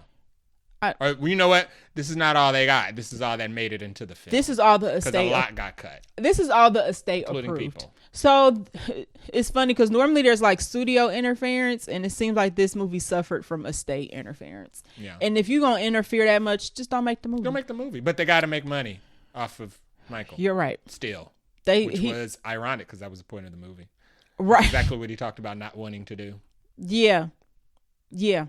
Like he wanted to be like the greatest of all time, but I don't think he was just out because he was a philanthropist, right? Mm-hmm. I don't think he was out just to be like a billionaire and sitting rolling his cash. But you know, he's the greatest selling artist of all time, and that comes with making a lot of money even after he's dead. You're a machine. Yeah. Even after he's dead. All right, so let's get into our what's next, likes and dislikes of the movie. I can go through first because I think I've got most of them out. Sure. Like that it looked good. Yes. So the set design is good. Like Jay just mentioned, if you look up some of the actual pictures from the different performances or whatnot, they do look like the movie. They did that pretty good. Jafar does a great job with having the Michael look. You can go further than pictures and find videos. You could, as it happened. In color. Yeah. In color. Original. Right. So, right. It's just, but they do all of a bad performance. And I was like, it's good, but you could like see this. See, Oppenheimer was interesting because Oppenheimer was less about the person. The most interesting part was about the bomb, but there was no video evidence of that. Right. Like that conversation he had with certain people, like, we ain't see that. I didn't see that. But to see Matt Damon and Cillian Murphy do it, I was like, oh, this is pretty cool. Yeah. But, Jackson 5, you can get that on YouTube. Right. Okay. Sorry. Okay. I'm trying to be in my like section. You're derailing me. So the set design, costuming, good. Other likes, acting, good. I was entertained. So I will say that. Even though, yes, I can go on YouTube and watch oh, that would have been later in life. Sorry. Nope. Yeah. Maybe we'll get that. Maybe we'll get, but they did all the performances, so they didn't seem to want to cut the performances. Right. So we did get rock with you. The performance aspect of the movie, I enjoyed. I was like, okay, I feel like I'm almost in a Michael Jackson mini concert right now. But dislikes, I think I've mentioned them all, but just to run through, maybe again, the movie was pretty shallow. Overall, it's a pretty shallow movie, and the supporting cast to have all these people in it, they didn't really do much. It's Joe. Yeah, Laura Harrier was in it very short. I mean, I guess everybody Susan has like 5 didn't minutes. have like a lot of involvement in his life other than being an executive, but right. I thought she was going to do something, and they fumbled the Berry Gordy involvement. Yeah, like it's Joe and everybody else. And it's like Joe's like co-lead essentially, and the supporting cast is like super supporting because they are not in this enough to be significant. This will be interesting if they do a second one because in his adult career, he collaborated with a lot of artists. See it? We didn't even talk about them cutting Diana Ross. No. Yeah, I mean, so is that a like or a dislike? That's a dislike because that would have added drama, like the implications of people, quote unquote, allegedly knowing that he was having a relationship with an older woman at that time of them filming The Wiz. But and The Wiz is not in it at all because they can't talk about Diana Ross. Icky territory. The Wiz is like his most popular acting role. Diana Ross is most popular relationship. You're not in it. Another thing I mentioned as a dislike, and I am a Michael Jackson fan. Like if Michael Jackson was alive, I would go see Michael Jackson in concert. Yeah. But I don't know all of the nitty gritty details like a super fan. I did not realize as we were watching the movie, a lot of the stuff is either out of order or didn't take place as the movie depicted. So like Bubble shows up, I think, too early. Certain like the movie makes you think that his first album was after he broke free from the Jackson 5, but he actually was putting out side work while he was with the Jackson 5 before he, quote unquote, left.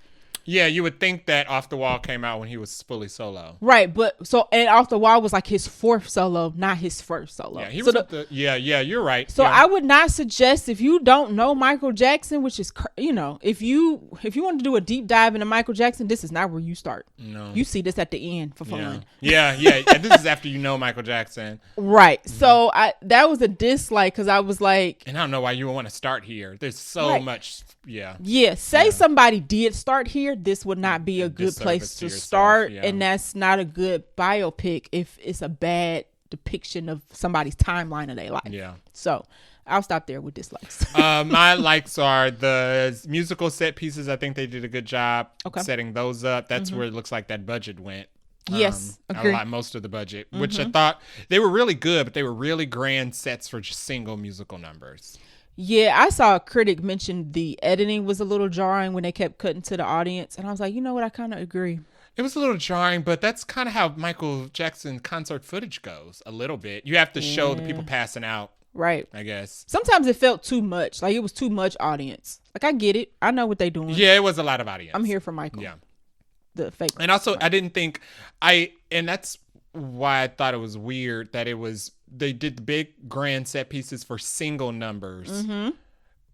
They shouldn't have did the whole songs. They should have did they do some snippets of multiple songs at these different events. That would have been better. Yes, montages of him doing multiple hits at all of these different wasn't enough montages in this. Yeah, instead of just doing one performance per set. Yeah, he's got too many songs to not have done montages of those songs versus doing all of I don't know. I can't think of one at the moment. But he did all of Billie Jean, I think. Yeah, Billie Jean went on for a while. When you be like, okay, you could have did all Off the Wall. Yeah, you could have you could have cut between him doing all the different songs. You're right. Or they only showed Jackson 5 performing one song. You're right. Per set. You're right. They could have did better with that. So I thought the set pieces were really nice looking, but they could have done more with them. I thought the costuming was really good. Yeah. I thought Coleman Domingo's depiction of Joe Jackson was really good, but sometimes in the wig he looked like Rick James. Yeah. That Jerry curl was Sometimes Jerry the curling. sweaty Jerry curl when they close zoomed in on his face. Juicy. With the contacts. Right. And the mustache. Did they do She's Out of My Life? No. No. Okay. I'm sorry. I was going through songs they didn't do. And that was all of my likes. Okay. Oh, and the acting. I like the acting. I think everybody did a good job with acting. Okay. My dislikes would be the story structure. There wasn't very much there. It was mostly just highlight reels of performances we've seen and things that we already know about Michael Jackson. And now that you mention it, the way he spoke in the movie, It's a little off. Yeah, it kind of just seemed like he spoke in his interview persona, or like a stage public persona. Yeah, it's like a stage performance all the time. Even when he's having conversations with his mom, and that might be because they weren't there to. They didn't write it. They weren't right. They weren't there to witness those conversations that he had with his mom, so they don't know how those moments went. But then it's kind of like, okay, so why are we making this again? We don't have enough. Again, we don't have enough real stuff. Yeah. Don't stop till you get enough Rock With You. Working Day and Night. Working Day and Night I don't think was in there either. Yeah. Now that you shouldn't have said that. Now I'm like, you're right. They should have done montages. They should have. They could have squeezed in more songs. So good. Yeah. That would have been so good, especially off the Thriller album. Anyway, yeah. I'm adding to my dislikes. Okay, so let's get into the ending. So the movie ends and the last dates of the domestic victory tour. Or I think the official name was the Victory Tour, right? Yes. That Joe wanted them to do. It's basically a Michael tour with his brothers is backup. Because they didn't have any adult Jackson 5 songs. Right. Or I wasn't there. Or the movie depicts it as they focused a lot on Michael's single hits during the tour.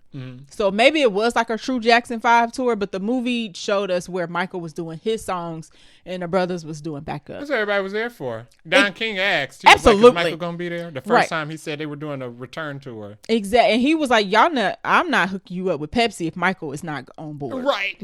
Like this. So don't play with me. Right. This deal. And Don King was Don King, right? So you're not messing around with Don King.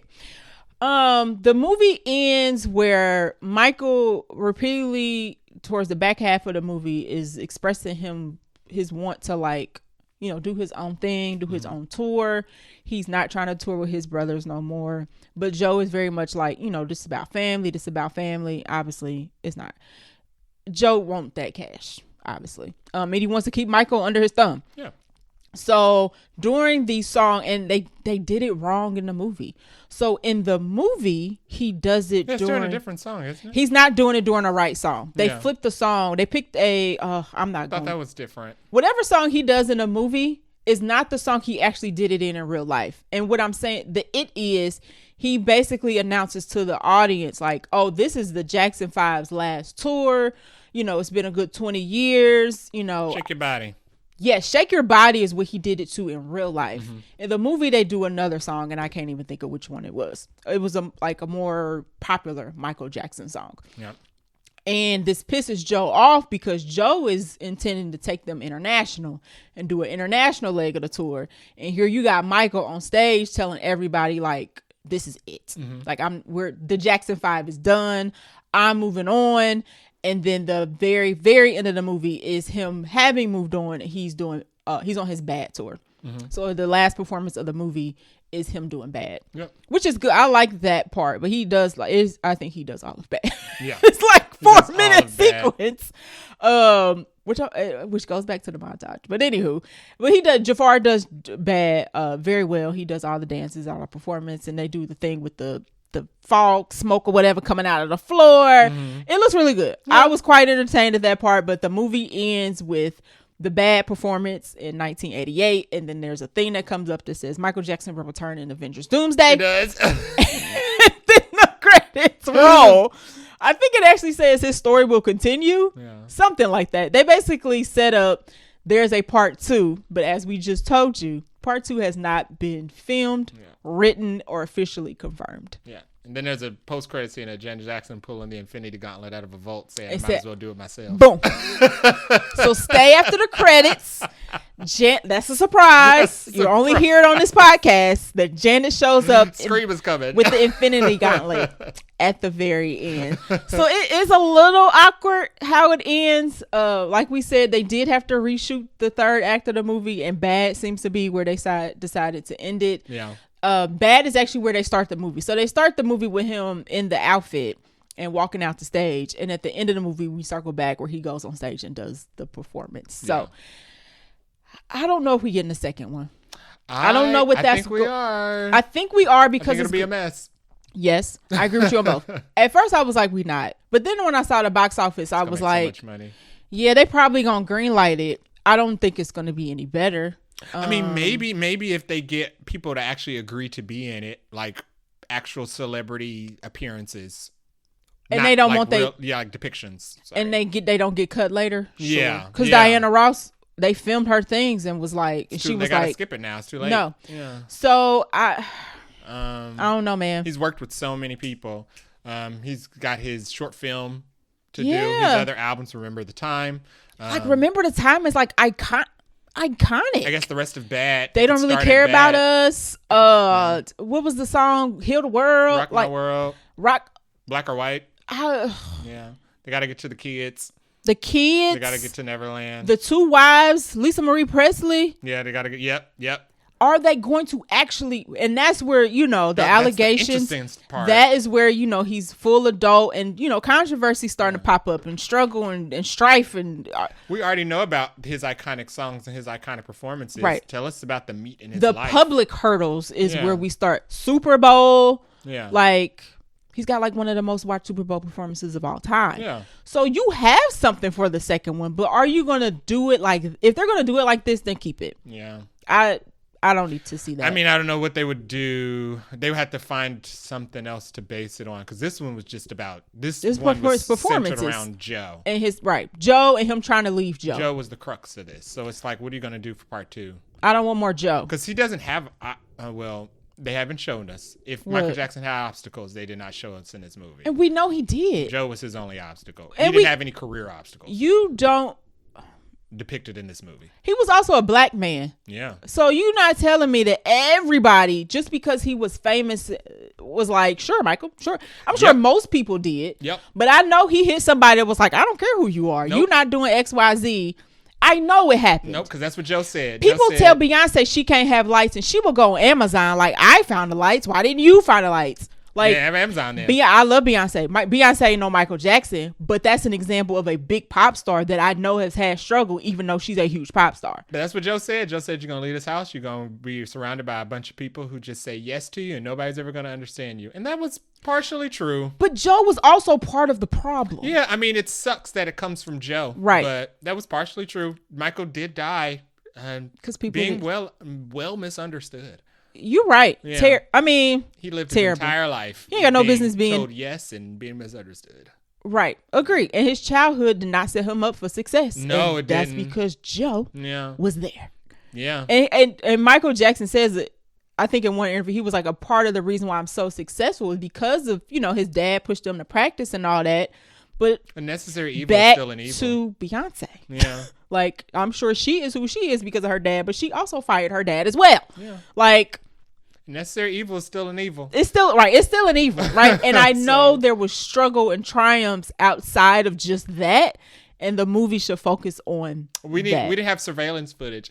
We would have never known about the elevator sequence if it wasn't for TMZ. No, because TMZ wasn't popping back then. Because they walked up out of that thing like it was normal. Yeah.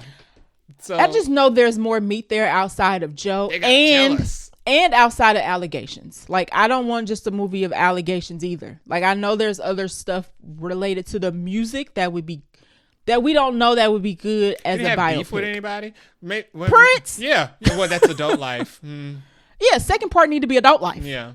Prince is mentioned briefly. His interpersonal relationships. Something. What were those like? Something. Like, he didn't probably have no real like love life, but you could show us like how he tried to navigate trying to have one. Something. Yeah. Y'all gonna have to put some meat in this stew for me to watch the second one, because I will bypass that second one. Yeah. I gave this one a try. Jay was like, I don't even like this movie, but we gonna do it because it's for the podcast. We did it. We had an alternate that we could have watched. Y'all got my money. I ain't mad I watched it. I was entertained, but y'all gonna have to do something else. Yeah. For that second one. More. Okay, I think I got it out. We went backwards. Oh, wait, ending. We went back. When we was at ending. Do you have a favorite line of scene? The bad performance was my favorite scene. At the end. At the very end. He did a very good he did a very good job of it. And then when the steam came out, I was like, oh, it's sad that Michael's gone. But it is. It was that performance was good. That I have was to think of my favorite performance then, because the scenes were kind of boring. I was about to say, ain't no real standout scene, to be honest. My favorite performance, I liked when they recreated Thriller. Okay, that was good. That was a good recreation. This funny. It's not as good as Thriller. It wasn't. And for them to have done all like longer bits, Thriller could have deserved a longer bit. It was too short. I was like, are we about to see all of Thriller? They didn't have to do the recreation of the Thriller. We've seen it. We know it. It's out there. You don't have to show the entire recreation of the video because it's not going to be as good, and it's a skit. Or tell me how the difficulties y'all ran into filming the video. The difficulties were that they couldn't see his feet. That was as much as they could extrapolate from that story. Oh, man. I was like, that's it. That was it. I was like behind the scenes stuff in movies, like how something got created. And that literally was it. They didn't even there's famously a guy in Thriller in the background, if you watch the video, who's slow and constantly off his mark and messing up the video, but they kept him in the final cut. I was watching for him in the back. Like, are they gonna do the lazy slow guy? Yeah. And they didn't even do that. And that would have been interesting. Something, but they were like, let's show the Thriller video recreation, but then it didn't have any, like, there was nothing tumultuous about it. Yeah, there was no meat. Right. Yeah. Like we've seen this. Michael asked somebody else to show his feet because Michael had a problem directly asking people for things. That person went over to that person, asked them to do it, and they said yes because they wanted their job. Because it's freaking Michael Jackson. Exactly. Maybe he's too famous for a movie. I agree with you. He's too big for a movie. I'm agree with you. Yeah. I'm agree with you on that. All right. Did you have any random notes? I had some. Okay. Janet not being around is weird. Very weird. Yeah. You keep shoving LaToya in our faces. Freaking. And I don't have any personal beef with LaToya, but I just don't think she was around as much as Janet. Especially with her involvement with Jackson 5. She ain't Janet. Yeah. Janet Jackson is her own superstar and her own making. And I'm the house. supposed to act like she ain't born. You trying to act like Joe was never thinking about Janet? He wanted all 11 of them kids to make him money. Okay. They're like, we're having a family meeting. Janet ain't here. Everybody there was Janet. So when he like won his Grammys or whatnot. She's a real huge person. You can't omit her existence. And not only her. So big. Randy and Rebe ain't there either. She's still big. So it's so weird. I would go see Janet Jackson on tour. She's not around. She don't exist. It's so weird. Like, I'll forgive the other two. She's bigger than the Jacksons. She is. She's bigger than the rest of the other four. I'll forgive them not adding. Well, and they not in it because they asked not to be. So it's not even a matter of the movie cut them out. They were like, no. They should have been like, dang, we might have to scrap this. She's really big. So Janet said, no, we got to go. Yeah. Like, it's like them making a biopic about my life. I don't know why they would. And then get to the podcasting section, it's just me. You did it all by yourself. Who is he talking to the whole time? Nobody. It's a solo situation. You be like, that's not what I listen to. So she just didn't exist ever? He was joking by himself? Oh, or just boy. skipping the podcast part entirely. Yeah, he didn't have one.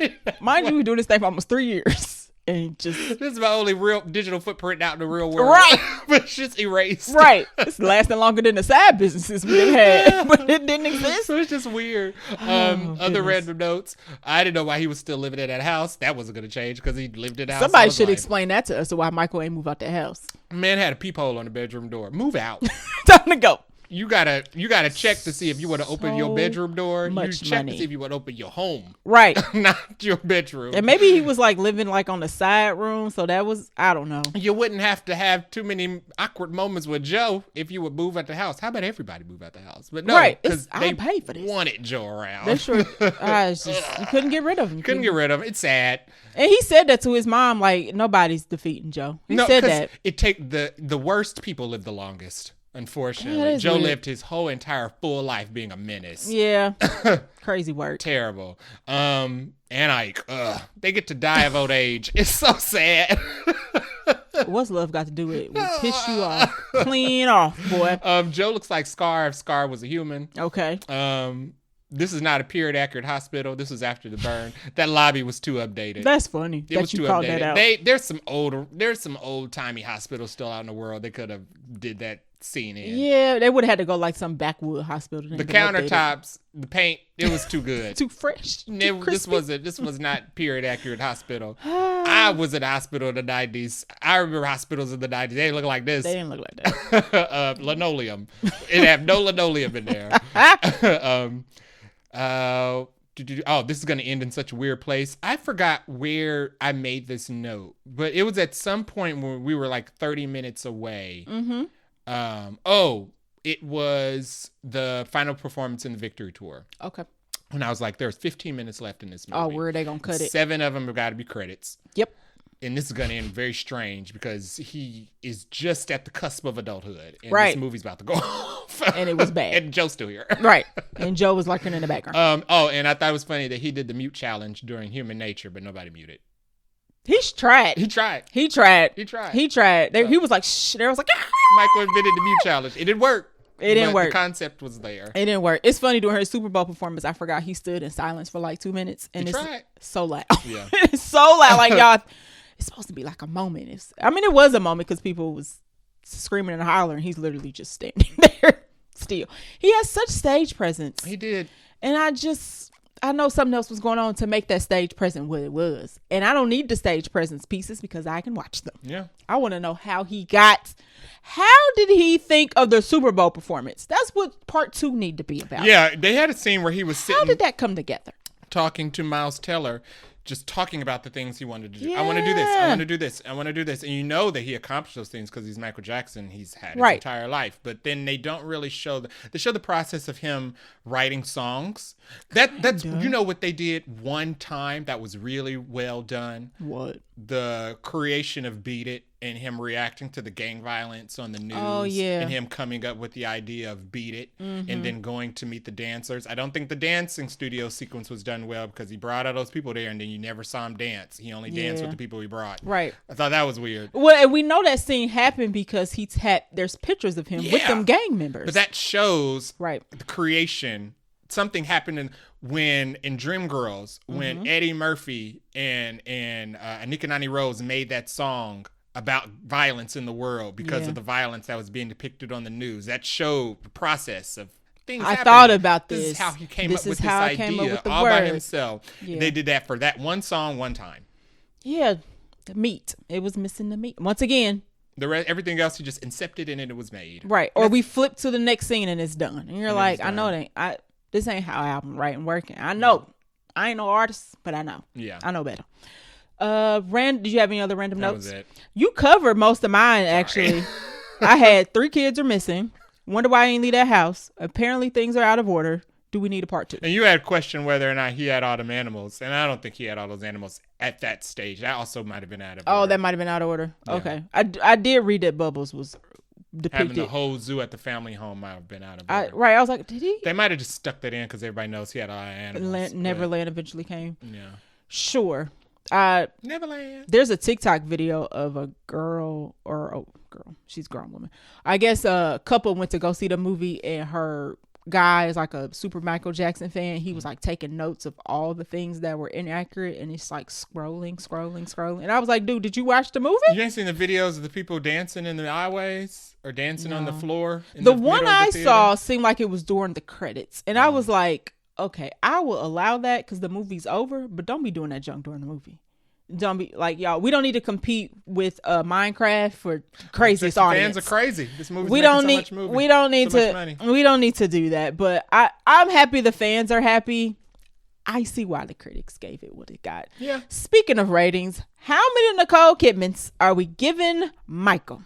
I'll give this a I know it's tough. I don't want to give it a 2 because anything below 3 I reserve for bad movies. I'll give this a 3 then. It's a default making board 3.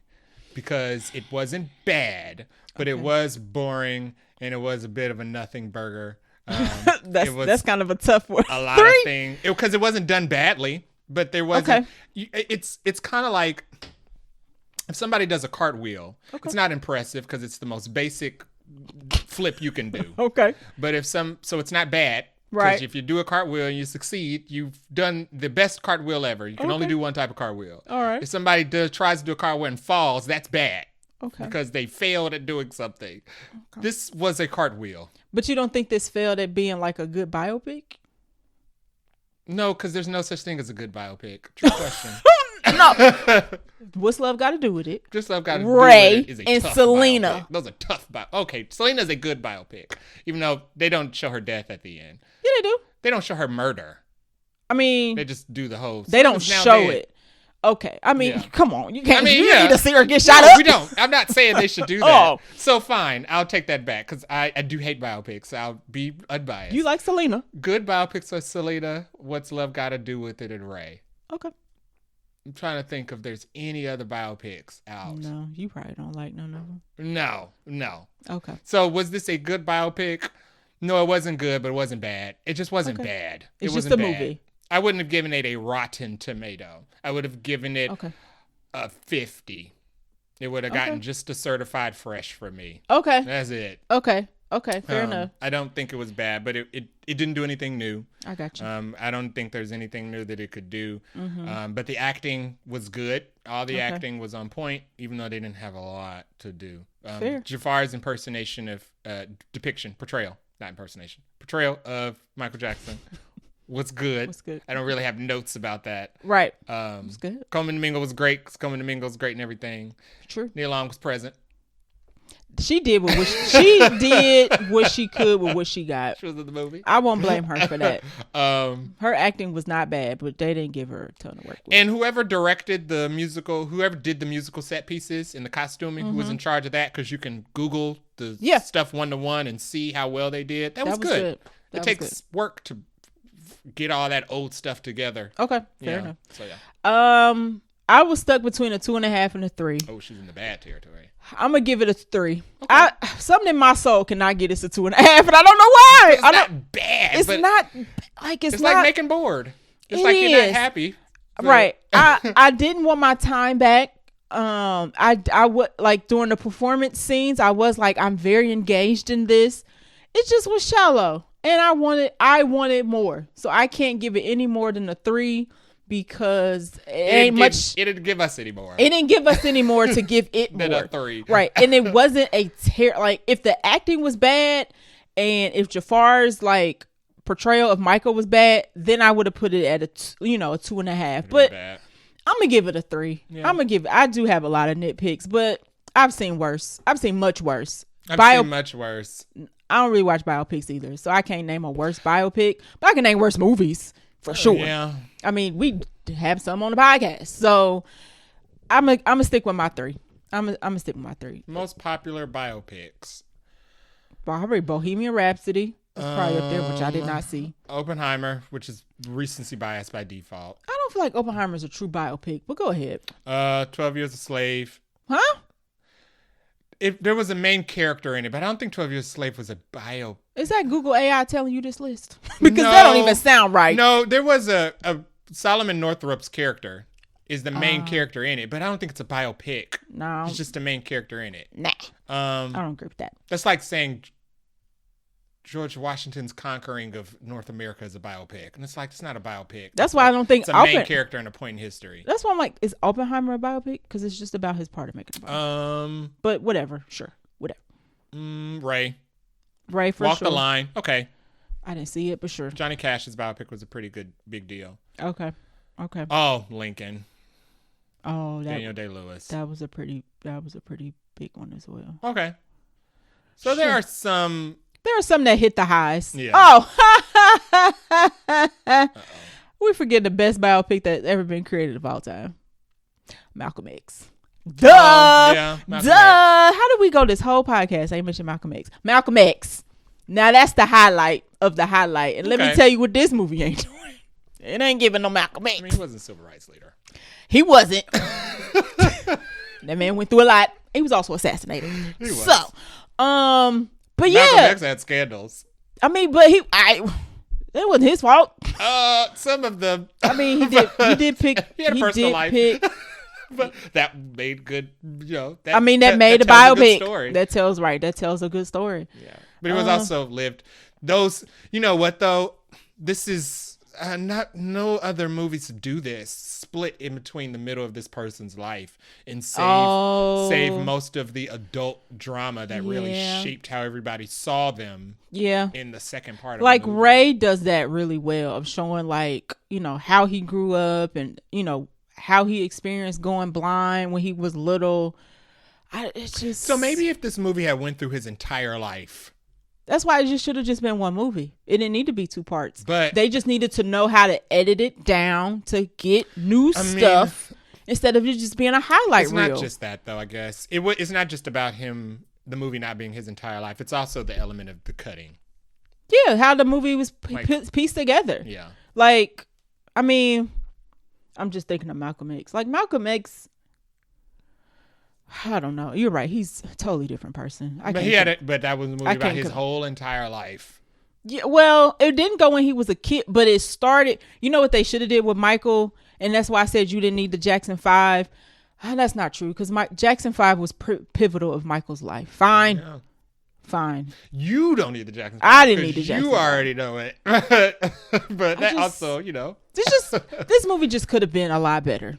And I'm a little disappointed that this is what they decided to do. When there are other biopics, now I'm only thinking of Malcolm X and Ray and What's Love Got to Do with It and Selena that just did it better. And I was like, you guys had examples of doing it better. Maybe Spike Lee should have did this. I don't know. Yeah. But Antoine Fuqua is Antoine Fuqua's great. I don't understand. But it's the estate. Yeah. We'll blame the estate. There you go. We'll blame the estate. We know these people can act. We know these directors can direct. But when you got a state wanting only to put a certain picture out of somebody who's had quite a bit of controversy, then we get what we get. So it's looking like it's 3s from the both of us. Yeah, but let's stop there before I keep talking and I'll be like, does it beat a 3? It's a 3.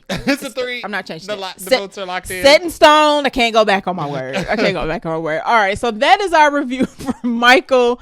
If you're a fan, I would check it out. Yeah. If you're a fan, it seems like you are. Yeah. You all are checking it out. It's making us money. We're all there. I told Jay, this is probably our theater was probably the most diverse theater ever.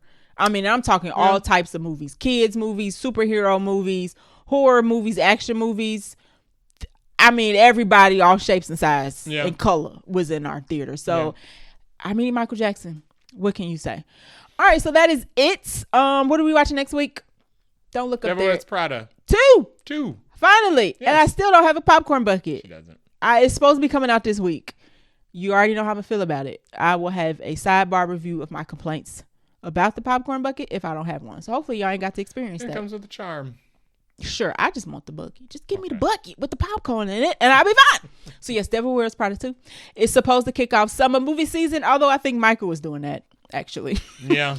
The May 1st movie weekend is supposed to be like the one that kicks off summer, and usually I don't know why they thought this would make money. People didn't think people would turn out because of the controversies, and I'm like, y'all, he's Michael Jackson. Even in death, man makes the most money. He's Michael Jackson. Yeah. I don't care. He's Michael Jackson. Yeah. Love him or hate him, he's a video game. He's Michael Jackson. Michael Jackson experience. He's still the highest selling artist of all time. People own Wii's, and the only thing they play is the Michael Jackson experience. And he's dead. Yeah, he's dead. He's for a very long time. Right. We're about to hit like the 20-year mark, I think, here pretty soon. Yeah. So going back to the next week, Devil Wears Prada 2 is very excited for that. But yeah, I do think Michael has kicked off summer movie season, so we're officially in summer movie season. Sweet. I'm happy to be here. Can't tell it's rainy and cloudy. Right. And it feels weird because it's no Avengers movie, but we'll be fine. True. It'll be winter kickoff movie season, I guess. I mean, there's Daredevil. It's MCU something out. Jessica Jones TV show? Back. Yeah. That we haven't watched? Jessica Jones is back. Have you watched it? No, not Jessica Jones is back on. She just showed up. I know. But the show about to go off. Ain't it? I said I was going to hop on when I know the story of Daredevil. Oh, you was only going to watch it when she showed up. Yeah. How you going to know what happened the rest of the season? Because there's nothing new with Daredevil. Daredevil versus Fisk. That's every season. Okay. I mean, I haven't started. Daredevil versus the Fisk obstacle of the week. And they got another season coming out now too Jessica with the Jones Defenders. Here, so it'll be interesting. Yeah, yes. So now you're gonna tune something in. New. We locked in. Something different. Okay. Yeah, we ain't watched it, and every time I can't even be spoiled because that's how much I don't know about Daredevil. I can't even be spoiled because every time I see a spoiler, it's just somebody saying that Daredevil versus Fisk. Okay. Something. Okay. And something dark side. So yeah, that's probably not gonna make it on my sidebar review because ain't either one of us watched it. But that is it for our episode. Thanks for listening. If you like our show, please give it a share. You can leave us a review on our Apple Podcasts page or on our website, vaguelynerdypodcast.com. Or if your podcast app lets you leave a review, you can do that there as well. You can leave a voice message on our website. We will play it on the show. You can follow us on social media. We are on Threads and IG at Vaguely Nerdy Podcast. Blue Sky and Twitter at Vaguely Nerdy Pod. You can reach us via email at vaguelynerdypodcast@gmail.com. If you're listening on a podcast app and want to change the pace, we are also on YouTube where we have an animated show, Vaguely Nerdy Podcast. And that is it. Until next week. Bye. Bye.